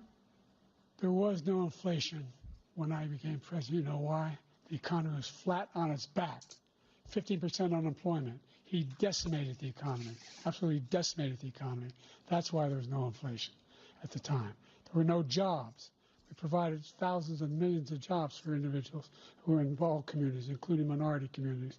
We made sure that they have health insurance. We have covered, the ACA has increased. I made sure that they're $8,000 per person in the family to get written off for health care. But this guy wants to eliminate that. They tried 50 times. He wants to get rid of the ACA again. And they're going to try again if they win. We find ourselves in a position where the idea that we're not doing any, we put more police on the street than any administration has. He wants to cut the cops.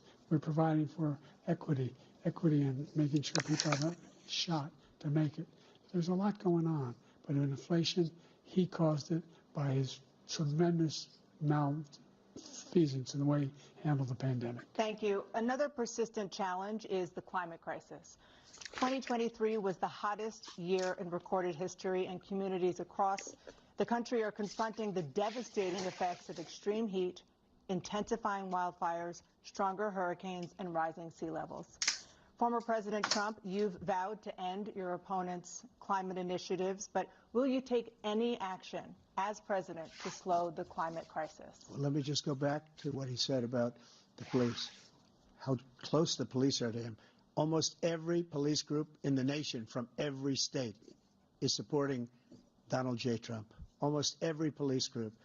And what he's done to the black population is horrible, including the fact that for 10 years he called them super predators. We can't, in the 1990s, we can't forget that. Super predators was his name, and he called it to them for 10, and they've taken great offense at it, and now they see it happening. But when they see what I did for criminal justice reform and for the historically black colleges and universities, where I funded them and got them all funded, and the opportunity zones with Tim, as you know, Tim Scott was incredible. He did a great job. Great senator from South Carolina. He came to me with the idea, and it was a great idea. It's one of the most successful economic development acts ever in the country, opportunity zones. And the biggest beneficiary are blacks. And that's why we have the best numbers with them in maybe ever. They're saying ever. I read this morning where ever, the best numbers. He's lost much of the black population because he's done a horrible job for black people. He's also done a horrible job for Hispanics. But wait till you I don't see think he's these responded millions to the of climate people question. pouring into our country, and they're going to take the jobs, and it's already started, and you haven't seen anything yet. It's a disaster. You've 38 seconds left. President Trump, will you take any action as president to slow the climate crisis? So I want absolutely immaculate clean water, and I want absolutely clean air, and we had it. We had H2O. We had the best numbers ever. And we were H2O. using all forms of energy, all forms, everything. And yet, during my 4 years, I had the best environmental numbers ever. What does that My mean? top What environmental are people gave me environmental that numbers? statistic just before I walked on the stage, actually. I don't know where the hell he's been. The idea that anything he said is true. I've passed the most extensive climate change legislation in history. We find ourselves, and by the way, black colleges. I came up with $15 billion for HBCUs, historic black universities and colleges, because they don't have those. They don't have the kind of contributors that they have to build these laboratories. Yeah, Steely Boy, Any black student is I capable in college. I Doing agree what a with you, white bro. student can do. He doesn't have the money, but now they'll be able to get those jobs in high tech. We're in a situation where the idea that he is claiming to have done something that had the cleanest water. He hadn't done a damn thing for the environment. He pulled out of the Paris Peace Accord, Climate Accord. I immediately joined it. Okay, I'm gonna He mute put this. We need to. 1.5 degrees Celsius. I think we talked about this a bit at the beginning. The reason I'm not going to let Biden finish, um, the format of this debate makes it really hard to logically contradict each other's arguments. Um, I think someone said in the chat, it's like the 2 ARN debate. If you're familiar with high school debate, whoever gets the last word basically wins the argument. Because Trump is basically saying that my team has given me statistics that prove that my administration was the best for the environment. Biden comes up and says that I have policies that help the environment, which is very hard or makes it very hard to determine who is actually better for the environment. They're just the phrase I like to use is like they're two ships passing in the night. No room for clash, no way to determine who actually wins.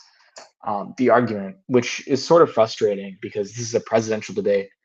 And the fact of the matter is that there are high school debates and college debates that are better than this, which is really unfortunate. But we'll go back.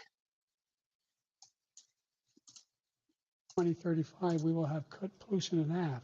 We have made significant progress, and we're continuing to make progress. We set up a climate corps where thousands of young people will learn how to deal with climate, just like the Peace Corps. And we're going to we're moving in directions that are going to significantly change the elements of cause of pollution. But the idea that he claims that he has the biggest heart up here and he's really concerned about pollution and about climate, I've not seen any indication of that. And by the way, with regard to prescription drugs, one company agreed that they would reduce the price to $35, which I was calling for, one, voluntarily. I made sure every company in the world, every pharmaceutical company, cannot have to pay. Thank you. And by the way, So every day, millions of Americans struggle just to make ends You meet. see that For cut many off. older Americans, Social Security provides a critical lifeline. President Biden, if nothing is done to Social Security, seniors will see their benefits cut in just over 10 years. Will you name tonight one specific step that you're willing to take to keep Social Security solvent? yes, make the very wealthy begin to pay their fair share. Right now, everybody making under $170,000 pays 6% of their income, of their paycheck, every single time they get a paycheck from the time the first one they get when they're 18 years old. The idea that they're going to, I'm proposing that everybody, the millionaires pay 1%. So no one I did not raise the cost of Social Security for anybody under $400,000. After that, I began to make the wealthy begin to pay their fair share by increasing from 1% beyond to be able to guarantee the program for life. So you still have 82 seconds left. Are there any other measures that you think that would be able to help keep Social Security solvent, or is that one enough? Well, no, that one enough will keep it solvent. But the biggest thing will do if we defeat this man, because he wants to get rid of Social Security. He thinks there's plenty to cut in Social Security. He's wanting to cut Social Security and Medicare. And if you look at the program put forward by the House Republican caucus that I believe supports, is in fact want to cut it as well. I think Trump is probably going to get up and say that millionaires and businesses will go offshore. But And by let's the way, see. American public has greater health care coverage today than ever before. And on the ACA, as I said, you're in a Public circumstance healthcare where coverage, not healthcare coverage 400,000 generally. That's an people, important distinction that he didn't make. 40 million people would not have insurance because they have a pre-existing condition. Only thing that allows them to have that insurance is the fact that they, in fact, are part of the ACA.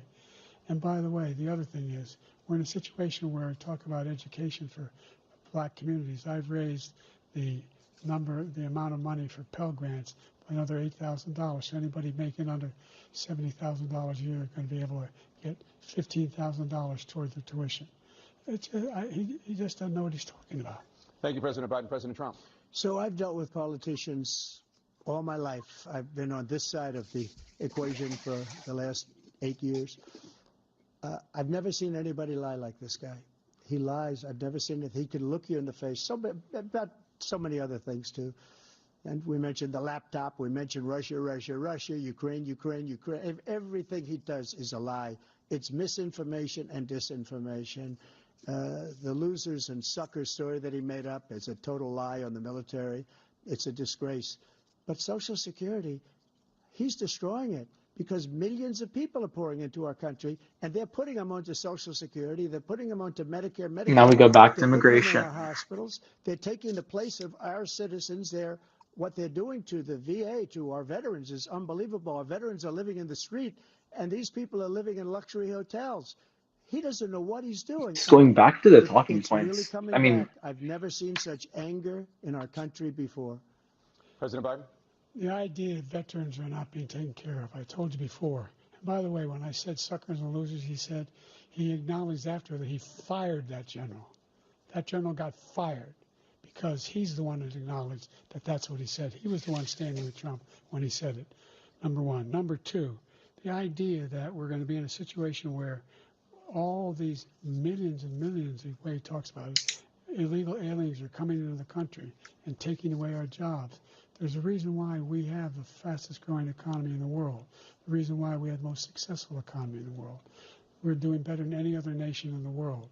And by the way, those 15 Nobel laureates he talked about being phony, those 15 Nobel laureates, economists, they all said that if Trump is reelected, we're likely to have a recession and inflation is going to increasingly go up. And by the way, worst president in history, 159 presidential scholars voted him the worst president in the history of the United States of America. President Biden, thank you so much. Let's turn to the cost of child care, which many American families struggle to afford. President Trump, both you and President Biden have tried to address this issue, but the average cost of child care in this country has risen to more than $11,000 a year per child. For many families, the cost of child care for 2 children is more than their rent. In your second term, what would you do to make child care more affordable? Just to go back, the general got fired because he was no good. And if he said that, that's why he made it up. But we have 19 people that said I didn't say it, and they're very highly respected, much more so than Yeah, him. this is his The other thing strategy. is, He goes back to the previous question because he knows that whatever he says last will win. He gets the last word, he wins the argument. So he just goes back to that question in every new line of questioning. they were no good. Not easy to fire people. You pay a price for I it. doubt he's going to They were no good. respond to I the inherited question. these people. I didn't put him there. I didn't put Comey there. He was no good. I fired him. This guy hasn't fired anybody. He never fires. He should have fired every military man that was involved with that the Afghanistan horror show, the most embarrassing moment in the history of our country. He didn't fire. Did you fire anybody? Did you fire anybody that's on the border that's allowed us to have the worst border in the history of the world? Did anybody get fired for allowing 18 million people, many from prisons, many from mental institutions? Did you fire anybody that allowed our country to be destroyed? Joe, our country is being destroyed as you and I sit up here and waste a lot of time on this debate. This shouldn't be a debate. He is the worst president. He just said about me because I said it. But look, he's the worst president in the history of our country. He's destroyed our country. Now all of a sudden he's trying to get a little tough on the border. He came out with a nothing deal, and it reduced it a little bit, like this much. It's insignificant. He wants open borders. He wants our country to either be destroyed or he wants to pick up those people as voters. And I don't think we just can't let it happen. If he wins this election, our country doesn't have a chance, not even a chance, of coming out of this rut. We probably won't have a country left anymore. That's how bad it is. He is the worst in history by far. Thank you, President Trump. President Biden? We're the most admired country in the world. We're the My United God. States of America. I There's forgot nothing what the beyond our question capacity. was. They're not We're the answering the finest military question. in the history of the world. The finest in the history of the world. No one These are thinks just we're 2 weak. claims. They No don't. one wants to screw around with us. Nobody. Number one. Number two, the idea that we're talking about worst presidents. I wasn't joking. Look it up or go online.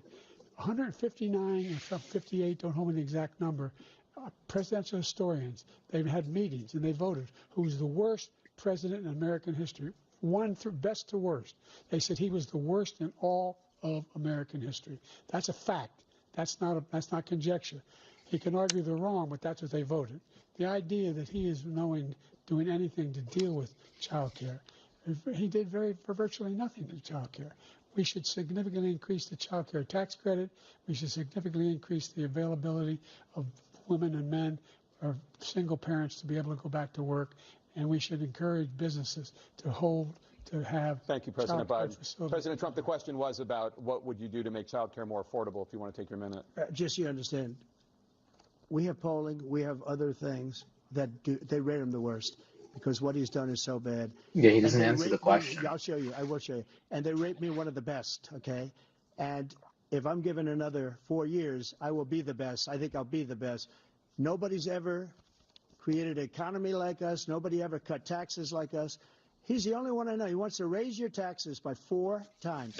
He wants to raise everybody's taxes by 4 times. He wants the Trump tax cuts to expire. So everybody, including the 2 of you, are going to pay 4 to 5 times. Nobody ever heard of this before. All my life, I'd grow up and I'd see politicians talking about cutting taxes. When we cut taxes, as I said, we did more business. Apple and all these companies, they were bringing money back into our country. The worst president in history by far, and everybody knows it. President Biden? Look, the fact of the matter is that he's dead wrong about. He's increased the tariff. He will increase the taxes on middle-class people. I said I'm making less than $400,000. I didn't. But this tariff is 10% tariffs. Everything coming in the country, you know what the economists say? That's going to cost the average American $2,500 a year more because they're going to have to pay the difference in food and all the things that are important. Number two, he's in a situation where he talks about how he is not raised. He somehow helped the middle class. Middle class have been devastated by you. Now you want a new tax cut of $5 trillion over the next 10 years, which is going to fundamentally bankrupt the country. You have the largest deficit of any president in American history, number one. Number two, you have not, in fact, made any contact, any progress with China. We are the lowest trade deficit with China since 2010. Thank you, President Biden. You lost Thank you, President Biden. Let's discuss an epidemic impacting millions of Americans that both of you have made a top priority in your first term, the opioid crisis. And for both of you, the number of overdose deaths in this country has gone up. Under your term, it went up. Under your term, it has gone up. Former President Trump, despite the efforts that both of you have made, more than 100,000 Americans are dying from overdoses every year, primarily from fentanyl and other opioids. What will you do to help Americans right now in the throes of addiction who are struggling to get the treatment they need? To finish up, we now have the largest deficit in the history of our country under this guy. We have the largest deficit with China. He gets paid by China. He's a Manchurian candidate. He gets money from China. So I think he's afraid to deal with them or something. But do you notice he never took out my tariffs because we bring in so much money with the tariffs that I imposed on China. He never took them away. He can't because it's too much money. It's tremendous. And we saved our steel industries, and there was more to come, but he hasn't done that. But he hasn't cut the tariffs because he can't, because it's too much money. But he's got the largest deficit There's something in the chat. of our country, and he's got the worst. Hi, Saryu. Shout out to Saryu. China's going to own us if Thank you for watching. To do what they're doing to us. This is some bullshit, bro. Killing us as a country, Joe, and you can't See, the general strategy that Trump has of responding to the question from the previous, yeah, thank you, bro. I appreciate you, because this is honestly some bullshit that unfortunately is working. Until the COVID came along, we had the 2.5, almost 3 years of like nobody's ever had before, any country, in every way. And then we had to get tough, and it was the drugs pouring across the border it started to increase. We got great equipment. We bought the certain dog that's the most incredible thing that you've ever seen, the way they can spot it. We did a lot, and we were getting very low numbers, very, very low numbers. Then he came along. The numbers, have you seen the numbers now? It's not only the 18 million people that I believe is even. Oh, yeah. Shout out to you, Evan, as well. Evie Poo. Thank you for watching. The amount of drugs and human trafficking in women coming across our border. My God. Every single question comes back to immigration. I don't understand. Trump should get an award for making as many references to our southern border as possible, because this seems to be the way that he deals with not knowing the answer to a question. And Biden, I think Biden is also doing kind of the same thing to a lesser degree. Use the machinery that can detect fentanyl. These big machines that roll over everything that comes across the border. And it costs a lot of money. That was part of this deal we put together, this bipartisan deal. More fentanyl machines, more be able to detect drugs, more numbers of agents, more numbers of all the people at the border. And when we had that deal done, he called his Republican colleagues and said, don't do it. It's going to hurt me politically. No, he never argued it's not a good bill. It's a really good bill.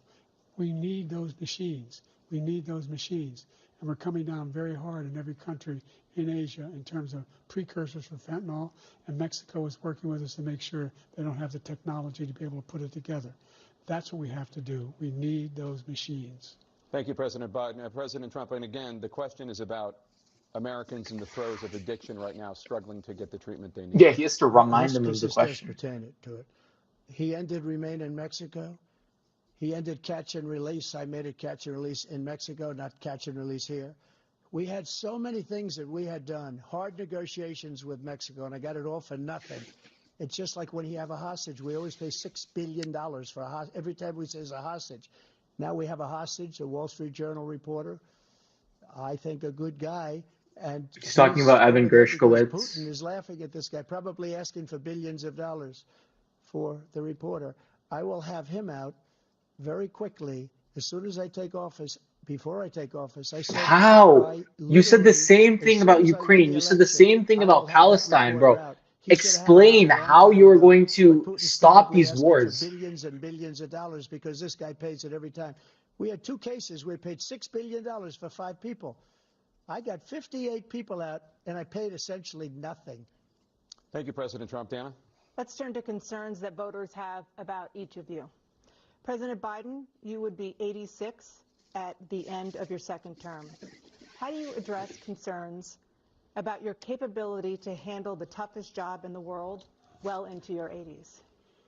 Well, first of all, I spent half my career being criticized as being the youngest person in politics. I was the Not second anymore. youngest person ever elected to the United States Senate, and now I'm the oldest. This guy's 3 years younger and a lot less competent. I think that just look at the record. Look at what I've done. Look how I've turned around the horrible situation he left me. As I said, 15 million new jobs, 800,000 manufacturing jobs, more investment in America, over billions of dollars in private investment in enterprises that we are growing. By the way, we brought an awful lot of people. Well, the whole idea of computer chips. We used to have 40% of the market. We invented those chips, and we lost it because he was sending people to find the cheapest jobs overseas and then bring home a product. So I went to South Korea. I convinced Samsung to invest billions of dollars here in the United States. And guess what?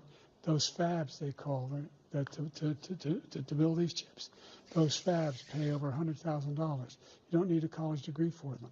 And there's billions, about $40 billion already being invested and being built right now in the United States, creating significant jobs for Americans from all over the world. President Biden, you have 40 seconds left. Would you like to add anything? Yeah, I would. The idea that somehow we are this failing country. I never heard a president talk like this before.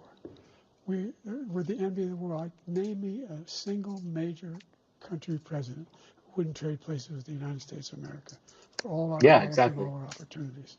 We're the most progressive country in the world. We are not a third world country. That's what I was saying We're the beforehand. strongest country in the world. We're a country in the world who keeps our word, and everybody trusts us. All of our allies and those who he coddles up to, from Kim Jong-un, we sent love letters to, and Putin, etc. They don't want to screw around with us. Thank you. Former President Trump, to follow up, you would be 82 at the end of your second term. What do you say to voters who have concerns about your capabilities to serve? Well, I took 2 tests, cognitive tests. I aced them, both of them, as you know. We made it public. He took none. I'd like to see him take one, just one, a real easy one. Like go through the first 5 questions. He couldn't do it. But I took 2 cognitive tests. I took physical exams every year. And, you know, we knock on wood wherever we may have wood, that I'm in very good health. I just won 2 club championships, not even senior, 2 regular club Is that for golf? championships. To do that, you have to be quite smart, and you have to be able to hit the ball a long way. And I do it. He doesn't do it. He can't hit a ball 50 yards. He challenged me to a golf match. He can't hit a ball 50 yards. I think I'm in very good shape. I feel that I'm as in good a shape as I was 25, 30 years ago. Actually, I'm probably a little bit lighter, but I'm in as good a shape as I was years ago. I feel very good. I feel the same. But I was willing to take a cognitive test. And you know what? If I didn't do well, I aced him. Dr. Ronnie Jackson, who's a great guy when he was White House doctor. And then I took another one, a similar one. And one of them said they'd never seen anybody ace him.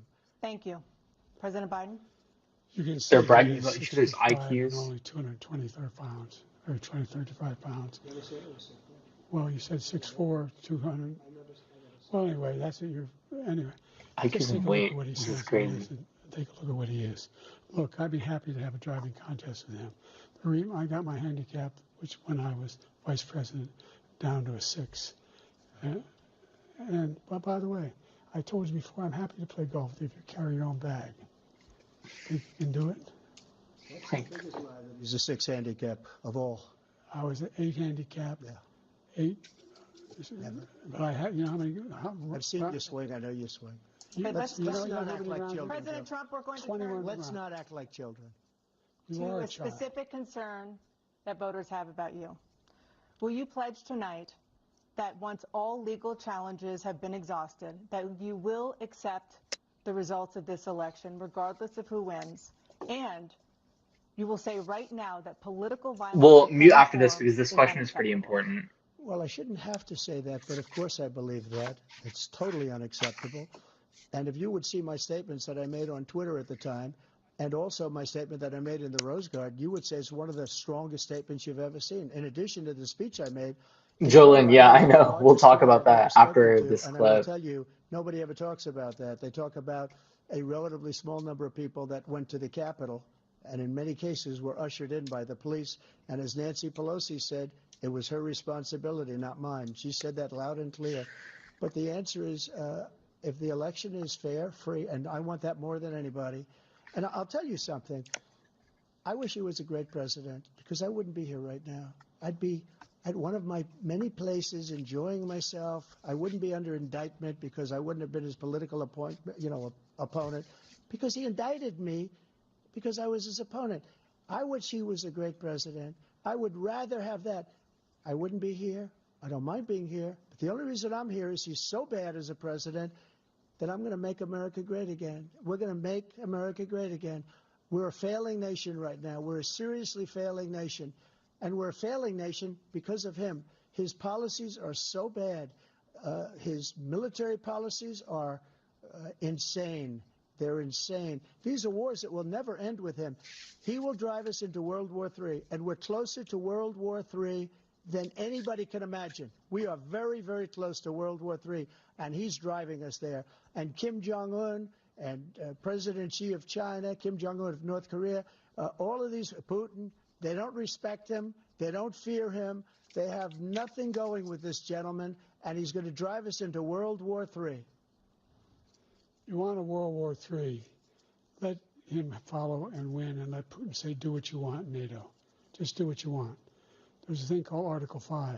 An attack on one is an attack on all, and required response. The idea, I can't think of a single major leader in the world who wouldn't trade places with the job I've done and what they've done. Because we are. What is he saying? We have wonderful peace. Because of the people, not me. It's because of the American people. They're capable of anything, and they step up when they're needed. And right now, we're needed. We're needed to protect the world because our own safety is at stake. And again, you want to have a war, just let Putin go ahead and take Kyiv, make sure they move on, see what happens in Poland, Hungary, and other places along that border. Then you have a war. President Trump, as I come back to you for a follow-up, the question was, will you accept the results of this election, regardless of who wins? Just to finish what he said, if I might, Russia, they took a lot of land from Bush. They took a lot of land from Obama and Biden. They took no land, nothing from Trump, nothing. He knew not to do it. He's not going to play games with me. He knew that. I got along with him very well, but he knew not to play games. He took nothing from me. But now he's going to take the whole thing from this man right here. That's a war that should have never started. It would have never started ever with me. And he's going to take Ukraine. And, you know, you asked me a question before, would you do this with? He's got us in such a bad position right now with Ukraine and Russia because Ukraine's not winning that war. He said, I will never settle until such time. They're running out of people. They're running out of soldiers. They've lost so many people. It's so sad. They've lost so many people, and they've lost those gorgeous cities with the golden domes that are 1,000 years old, all because of him and stupid decisions. Russia would have never attacked if I were President president. Trump, the question was, will you accept the results of the election, regardless of who wins? Yes or no, please. If it's a fair and legal and good election, absolutely. I would have much rather accepted these, but the fraud and everything else was ridiculous. And if you want, we'll have a news conference on it in a week, or we'll have another one of these in a week. But I will absolutely, there's nothing I'd rather do. It would be much easier for me to do that than I'm running again. I wasn't really going to run until I saw the horrible job he did. He's destroying our country. I would be very happy to be someplace else, in a nice location someplace. And again, no indictments, no political opponent stuff, because it's the only way he thinks he can win. But unfortunately, it's driven up my numbers and driven them up to a very high level because the people understand it. Let's see what your numbers are when this election is over. Let's see. You're a whiner. When you lost the first time, you continued, you appealed and appealed to courts all across the country. Not one single court in America said any of your claims had any merit, state or local, none. But you continue to promote this lie about somehow there's all this misrepresentation, all this stealing. There is no evidence of that at all. And I tell you what, I doubt whether you'll accept it because you're such a whiner. The idea if you lose again, you accept anything, you can't say Yeah, it seems like insulting each other with quips We'll be right back. is more effective than just giving a straightforward answer. Let's talk about what's happened so far now. Um, Let me mute this real quick. No, I don't want to hear the ad break. I'm already angry. Um, okay, so I've noticed that there are three things that are really a failure of this format. And there are three reasons why I don't think a presidential debate like this will ever work again, not unless there are more competent candidates. First, we were very confused about why these presidential candidates were talking about how well they can play golf. Um, I never thought, um, I never thought that there would be a precedent for presidents, for candidates for the highest office in the land, roasting each other about what score they would get in golf. No, that is not your job. We don't care. First of all, the American people should never care about the mental capacity of a president when they are running for the highest office in the land. That's number one. Number two, when these candidates go on stage and they roast each other like 5-year-old children instead of talking about what actually mattered to the American people, that is a grave injustice, especially given that, the content of the other 90% of what they're talking about, even though they are hitting issues that do matter, like abortion, like Ukraine, like Palestine, like healthcare, like the economy. The fact of the matter is that 90% of what they're talking about, even in these important topics, just is not substantive at all. There is no argumentative clash. There's no logical interaction between what they're discussing. All they are saying is, I am right because of X arbitrary reason, and you are wrong for Y arbitrary reason. They're just bringing up policies. They're bringing up events that have no correlation to whatever question was asked. you know, I think the main strategy that Trump has had is just deferring to the question that has previously been asked, not responding to the question that has been asked, and then the commentators grant him time after in his rebuttal time to answer the question, which by then Biden has to answer in 1 minute because the 2 minutes that he has in this constructive has to respond to bullshit because he can't go back to the previous question. So I think the strategy that Trump has, although it is, probably wrong for discourse, and it is not, the correct option. The strategy that Trump has had is one that is working, unfortunately. Um, that being said, I think that there have been improvements in the way that this debate has been conducted from past debates. First major improvement, I think, the lack of interruption. I like that calls for more civil discourse. There were no, shut up, like, will you shut up, man moments like in this debate, which I think is good because honestly, that's inappropriate for a presidential debate when you have to talk over your opponent in a bid for the highest office of the land. I think that's absolutely abhorrent. I think that's not something that should be happening in a debate like this. Second key upgrade, and I'll go really quickly because I think they're coming back, live. Second key update is, or second key, amelioration, or second key good thing is the variety of topics that have been discussed, simply because they have less time to talk about each individual thing. And I'll get my laptop over here. Because they have enough time to talk about each individual thing, they're able to progress faster and faster onto different topics, which is good because there's only a small allotted time for the American people to decide whichever candidate is better. So those are two things that I think have been improved upon since 2020. So let's go back here. Fair tax system. I ask anyone out there in the audience or anyone out watching this debate, do you think the tax system is fair? The fact is that I said nobody even making under $400,000 had a single penny increase in their taxes, and will not. And if I'm reelected, that will be the case again. But this guy has increased your taxes because of the deficit. Number one, He's increased inflation because of the debacle he left after the way he handled the pandemic. And he finds himself in a position where he now wants to tax you more by putting a 10% tariff on everything that comes into the United States of America.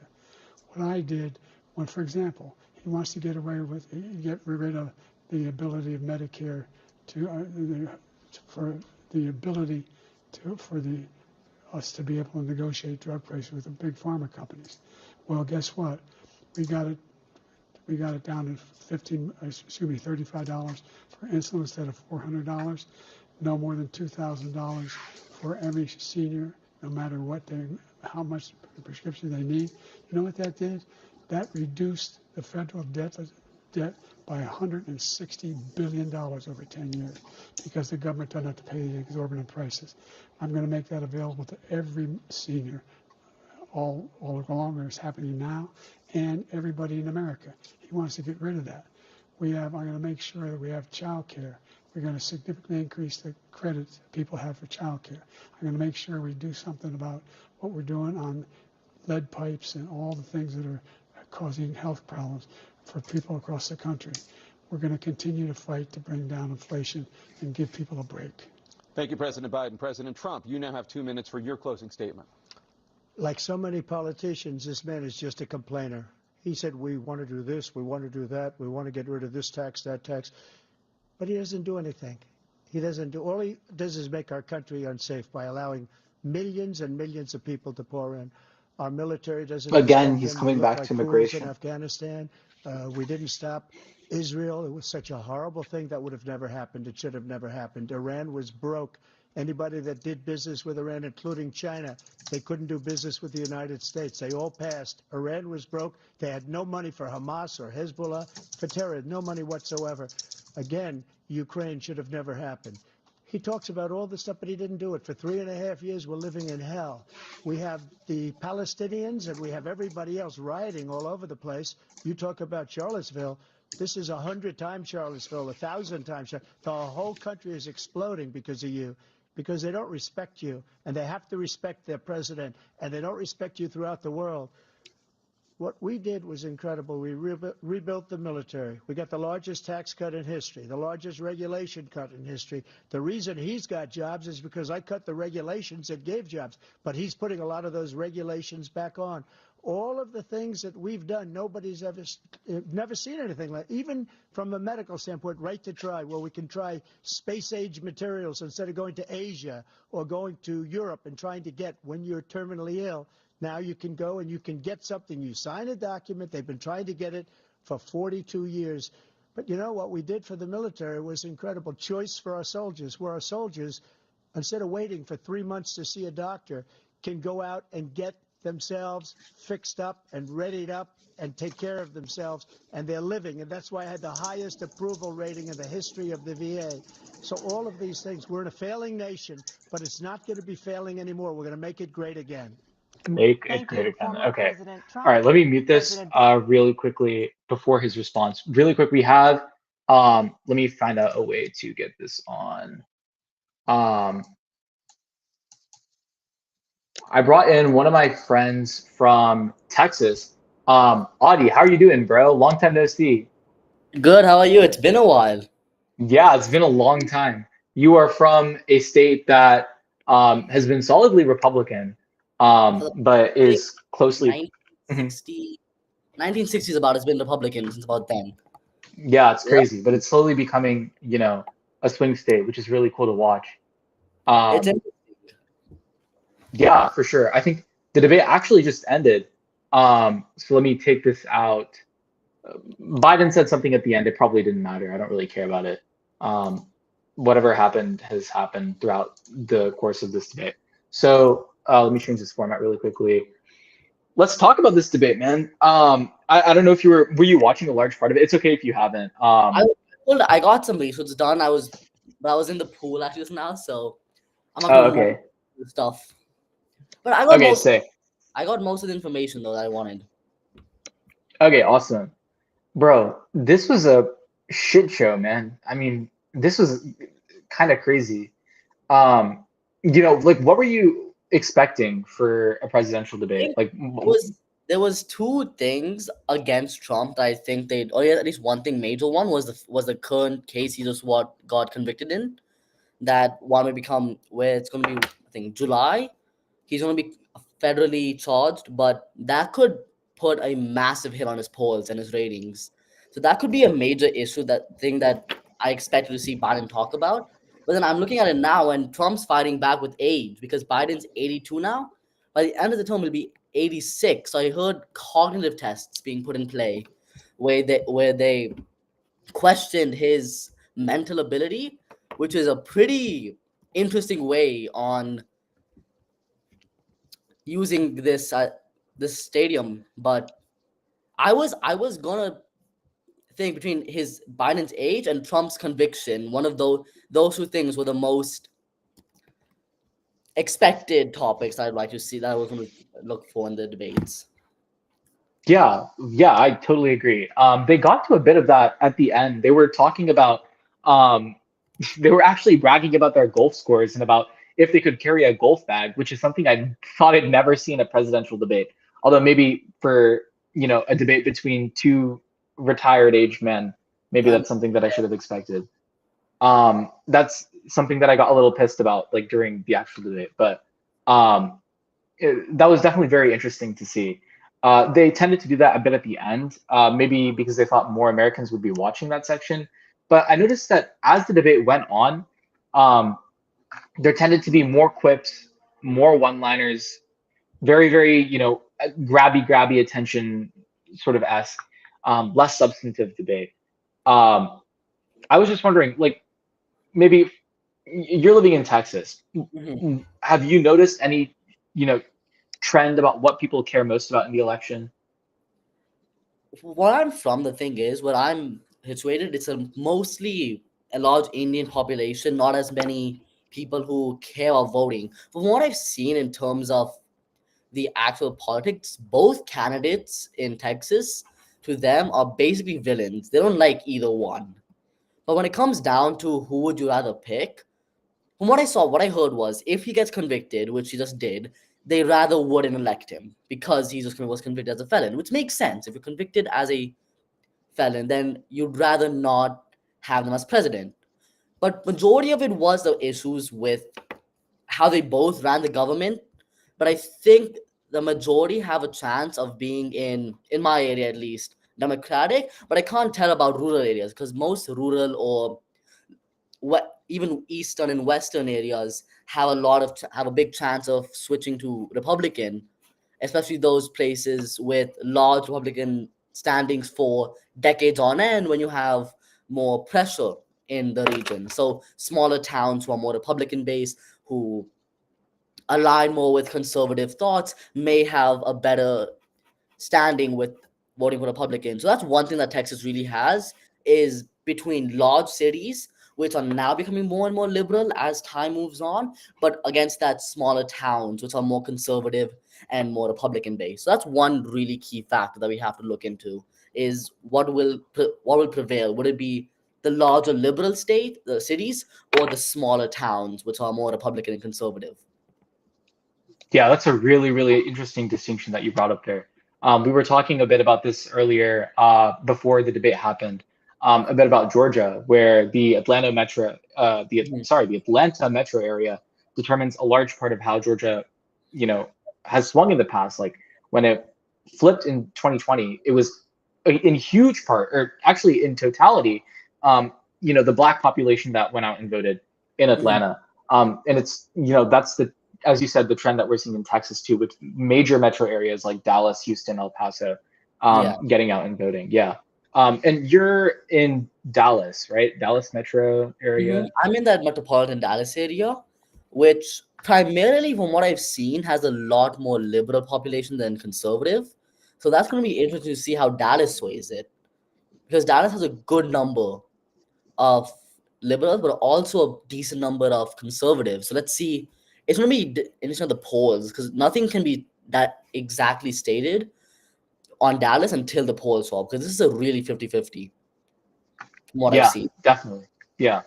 I'm really sad that you moved to Texas, but it's actually great that you're calling in from Texas because a huge issue that was pointed out in this debate is migration or immigration, illegal immigration coming in from the southern borders. So you might not have that much experience interacting with rural communities in Texas, but are you noticing, that liberal communities like that in Dallas, like in Houston, have an opinion on migration?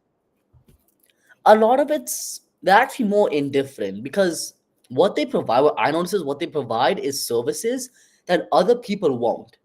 You won't see people providing lawn care service, construction services, or most hard labor services other than immigrants. Regardless of how they come in, the majority of those workforces are primarily immigrant based.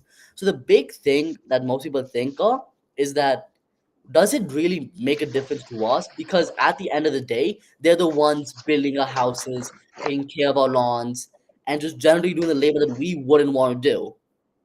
So for them, it's more of they understand because most of them are engineers, doctors, lawyers, and they understand that they wouldn't want to do this work themselves. So it's a big sentiment towards the fact that they're okay with it because of the workforce they put up. And the argument that they take away jobs may be factual, but to an extent that it's a jobs that no one else wants to do, but are crucial to American society. That's one big thing I see here that people are okay with it because of the jobs they provide. Yeah, that's a really, really compelling argument. Look, I really, really appreciate you calling in. I originally texted you and you accepted, to come on. So I appreciate you coming on. No problem. Hopefully we can, my goal with this live stream was to chop things up, get, as much content as we can on YouTube Shorts, Instagram Reels, etc. And I'm sure that a large part of what we discussed will show up there. So Adi, I really appreciate you coming on. No And it problem. was really good to see you, man. Yeah. You too. Yeah, keep in touch. I'm gonna go ahead and end the stream, but All right. thank you. Yeah, No problem. Have a wonderful day. yeah, you too. All right, guys. Well, it has been a wonderful first stream. Talking with you all, discussing, this debate. I'm going to stay up a bit tonight. Tomorrow, I'm going to edit, clip out huge portions of this live stream, which I think could be useful for shorts. So be on the lookout for that. Otherwise, thank you, all my friends, for joining, supporting on the live stream. I really appreciate it. Genuinely from the bottom of my heart, reading those comments, made me so happy. I'm glad that we're reaching our goal of, replacing the traditional oligopoly that is the media, and shifting it to more smaller journalists, independent people portraying their views in this great game of democratic deliberation. With that, I'm going to go ahead and end the stream. Thank you guys for joining, for supporting. Expect more Politalk growth in the coming year. Hopefully, we can host bigger and bigger streams in the future. But yeah, I'm going to go ahead and end the stream. Thank you all so much for coming on. Oh wait, Evan, yeah, what's up? Aw, thank you. I appreciate it. I really appreciated all the comments, all the positive messaging. It was very, very encouraging and rewarding. But hopefully we'll be able to do some more of this in the future. Maybe I'll get Andy, our social coordinator, to get on here as well, and some of our other article production staff. But yeah,